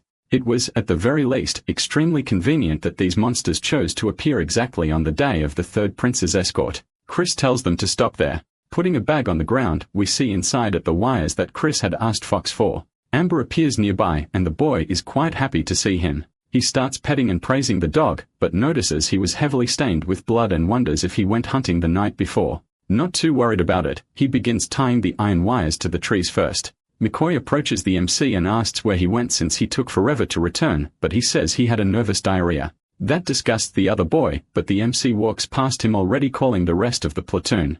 They were ready to depart. Back on the road, once again, Chris notices goblins hiding near where they were. Once more, they defeat all the goblins, leaving several corpses on the ground. McCoy starts complaining, saying that if things keep going this way, they won't make it to Highguard before nightfall, and the MC agrees. He then decides to have everyone rest for the night and continue walking the next morning, and everyone or almost everyone agrees with Chris. Fake Bakugo was annoyed, but Chris says he couldn't have the soldiers risking themselves marching and fighting at night, though McCoy still disagrees. Provocative once again, Chris says McCoy seems to have forgotten once again who was in command of that platoon, which irritates him even more. The night sky shows a high waning moon. McCoy asks one of the soldiers why he's opening his sleeping bag, and the soldier replies it was on Commander Chris of orders. The MC, who at this moment is looking a lot like Shoto Aizawa, says he doesn't seem ready for how the world works. He always needs to be prepared. Another soldier offers to give him his own sleeping bag, but the boy immediately refuses, saying it's unnecessary. Chris asks if McCoy wants to share the sleeping bag, but what a weird question from the MC. It makes him even more pissed off, and he walks away from Chris. A new day dawns and everyone is getting up, except for McCoy, who looks like he got beaten up all night. The bugs ate him alive. Finally, Chris announces that they had arrived at the city of Highguard. The drawbridge lowers, allowing everyone to enter the city. A soldier greets the MC, saying he had heard of him, and Chris explains that they were delayed after encountering a few goblin groups on the road. In disbelief, the city guard asks about goblins in the triangle. Chris says there weren't many, but he believes they were driven out of the caves. Laughing, the guard says he's glad no one is hurt. The NC asks when the prince is supposed to arrive, and the guard says it will be soon. Speak of the devil, the prince's entourage was arriving with a soldier in golden armor leading the way, imposing on horseback. They ask everyone to move aside to make way for the prince, and the boy, still on the road, kneels before the carriage. Introducing himself, he says he is Knight Apprentice Chris. They are under the Baron's orders and in charge of the escort squad. Someone steps out of the carriage, and the MC hears the person telling him to raise his head. A boy who looked much younger than the MC stood before him with fierce blue eyes and an angry expression. The prince asked why he was staring at so much. Was he so eager to lose his eyes for not respecting royalty? His name was Edik Sakado Gauch. Chris realizes this will be more difficult than expected. The prince says he heard so much about him that he thought he'd be amazing, but is nothing special and says is leaving. A fat man approaches Chris and says he is the mayor of Haggard, and Chris says it's a pleasure to meet him. The mayor says he already made the necessary arrangements so they could leave quickly. They didn't need to stay there any longer, and the MC notices something strange. Still, he decides to accept the mayor's request, who wanted that bomb exploding far away from him, and says they are heading today together. Keeping the same formation as before, the squad was returning to the first city. The only difference now was the prince's carriage. One of the soldiers starts observing the surroundings and discreetly calls over one of his comrades. Whispering, he asks the man to finish telling the story he had started earlier, and the man wonders where he had left off. Remembering, he says that after bearing her husband's crown, she had returned home, but upon arriving found her husband full of energy. She was so terrified to see him there that she fainted right beside him. The first soldier asks what happened after that. Just as he was about to tell the end of the story, we see there was an ambush right beside the two soldiers who were talking. The two ambushes attack, but the soldiers manage to dodge and alert that they were under attack. Chris looks back, but he isn't surprised. He had already expected this, and Wei Hain's true intention was revealing itself. Several men dressed as ninjas stood before them, and one of the soldiers warns the MC that there are multiple enemies up ahead. Shouting, Chris gives the command for them to hold their ground and for the rear soldiers to protect the prince's carriage while the vanguard charged in.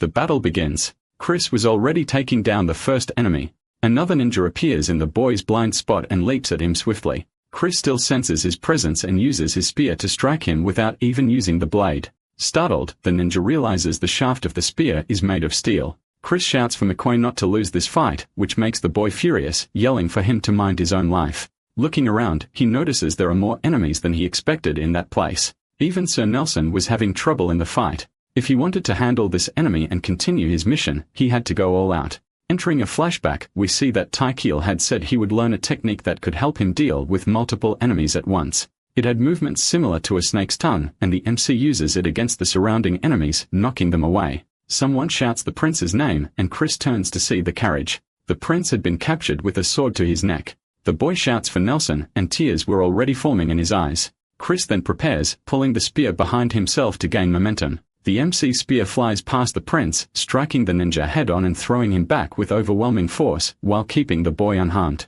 Edik looks toward the defeated enemy and is shocked by what he sees. He screams frightened by the scene. He hadn't expected to witness such brutality on the battlefield even though he'd already cut off the arms of disobedient soldiers. Chris takes a Spider-Man-like stance, lowering his body to gain more momentum. Remembering his master's words, that technique would help him land a crushing blow after using the horse stance. All he had to do was get into position and gather energy in his pitted foot so he could pull the trigger and literally launch himself like a missile. The MC passes the prince at such high speed that it causes a vacuum explosion near the boy, landing a punch on another enemy. Striking the force, the MC manages to knock the ninja out instantly, and so the chapter ends. I was wrong. The enemy wasn't unconscious yet. In fact, he counterattacks the protagonist in the very next moment. The boy raises his arm, the one with the iron plate that protects him. He finds it amazing. The cut the knife made wasn't deep in the metal. He was completely safe. The knife ricochets away from the two as Chris strikes the enemy with his arm plate. Looking at Edik, he asks His Majesty if he's alright, but the boy screams that he's not. Chris calls out for Nelson who was fighting somewhere else. He asks what the NC wants. Approaching the prince, he says for the two of them to meet in David. Two ninjas appear running, asking if the NC really thought he could escape them. Chris then throws a smoke bomb to the ground, masking his presence. The two enemies are confused, unable to see anything in the trap, so they try to look around. Spotting Chris's trail, one of them shouts that they should follow him through the path into the forest. Running at full speed with the prince in his arms was Chris. Amber was by his side, and then in the middle of a clearing, the three of them stop running. The little boy is startled by Amber, but the MC reassures him, saying that the wolf belongs to him. That doesn't seem to have the intended effect as he looks even more scared. Looking behind, the boy points to the forest again and warns Chris that they were still being pursued. Irritated, the MC thinks he's an idiot for shouting and giving away their location to the enemies, but he doesn't stop running and tells him not to be afraid. Looking around, he identifies where they are. That was the place where they had defeated the goblins. The MC runs to the right, and the ninjas notice his movement, so the chase continues. Another smoke bomb is thrown, but it doesn't stop the enemies who keep chasing the MC and Edic through the smoke. The steel wire trap was already set, and the first of them runs right into it at neck height. Two of the pursuers are caught by the first wire, and that makes the others more alert to the situation. One of them orders the rest to cut any ropes they find so they don't get caught again. A ninja hears a scream of pain and asks what happened. Several seal spikes were scattered across the ground and were piercing the enemy's feet. One of them calls out to another named Deco, saying they couldn't go any further and telling him to go after the two fugitives, and Deco says he can still continue.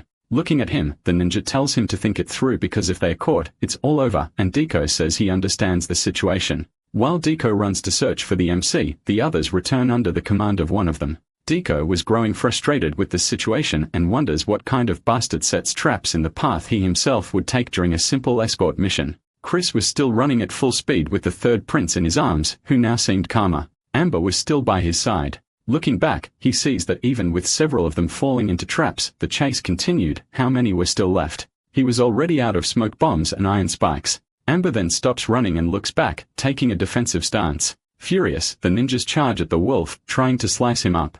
Amber's mouth starts to flame up, and then he breathes out a massive stream of fire like a dragon, incinerating everything in front of him. Seeing that, Chris is shocked and asks what the hell has been raising this whole time. As the afternoon nears its end, the MC stops in a part of the forest and says they should rest a bit, but the prince is anxious to leave as soon as possible. Chris actually agrees, but says he first needs to check how much blood he lost from his arm, and the prince, nervous, agrees. Curious, the NC asks if His Majesty knows how to get to Dave from where they are, but he has no idea and asks for them to just go quickly. Looking at Chris, the prince starts to consider the possibility of being left behind by him, but quickly realizes that's a terrible idea. He had to stay close to that guy no matter what. Stammering a bit, the boy asks if Chris could get him safely to Dave. Standing up, Chris places his hand over his chest and says yes, but that he needs the boy to give him a vote of confidence, and he will do everything to get him to his destination. That moves the boy, but his emotion is quickly suppressed when two ninjas appear behind them. They had been found. Taking position behind the protagonist, Hedic asks if Chris is strong enough to handle the two of them, and the MC says he doesn't need to worry. The two men are armed with swords and they were waiting for the first move. He thinks that Amber could take down one of them, but there were still two left, and he needed to deal with them as quickly as possible. Adjusting his arm plate, he says he's a simple man. He doesn't see a chance of victory, he runs. Finding that strange, one of the enemies asks what the hell he's talking about. Chris removes the iron plates from his arm, saying that fighting those two unarmed was truly a stupid thing to do. But even so, he wonders why he has the feeling that he'll beat the two of them with no difficulty. Taking position, the ninja says is just spouting a bunch of nonsense. In less than a second, Chris had already closed the distance between them and says that he wasn't saying anything special. With just one kick, the first one is thrown far away. He tumbles across the ground several times and his sword had already landed far from where he'd stopped. The other ninja was still processing the information that his ally had been taken out with a single blow and doesn't even notice that the MC was already aiming at him.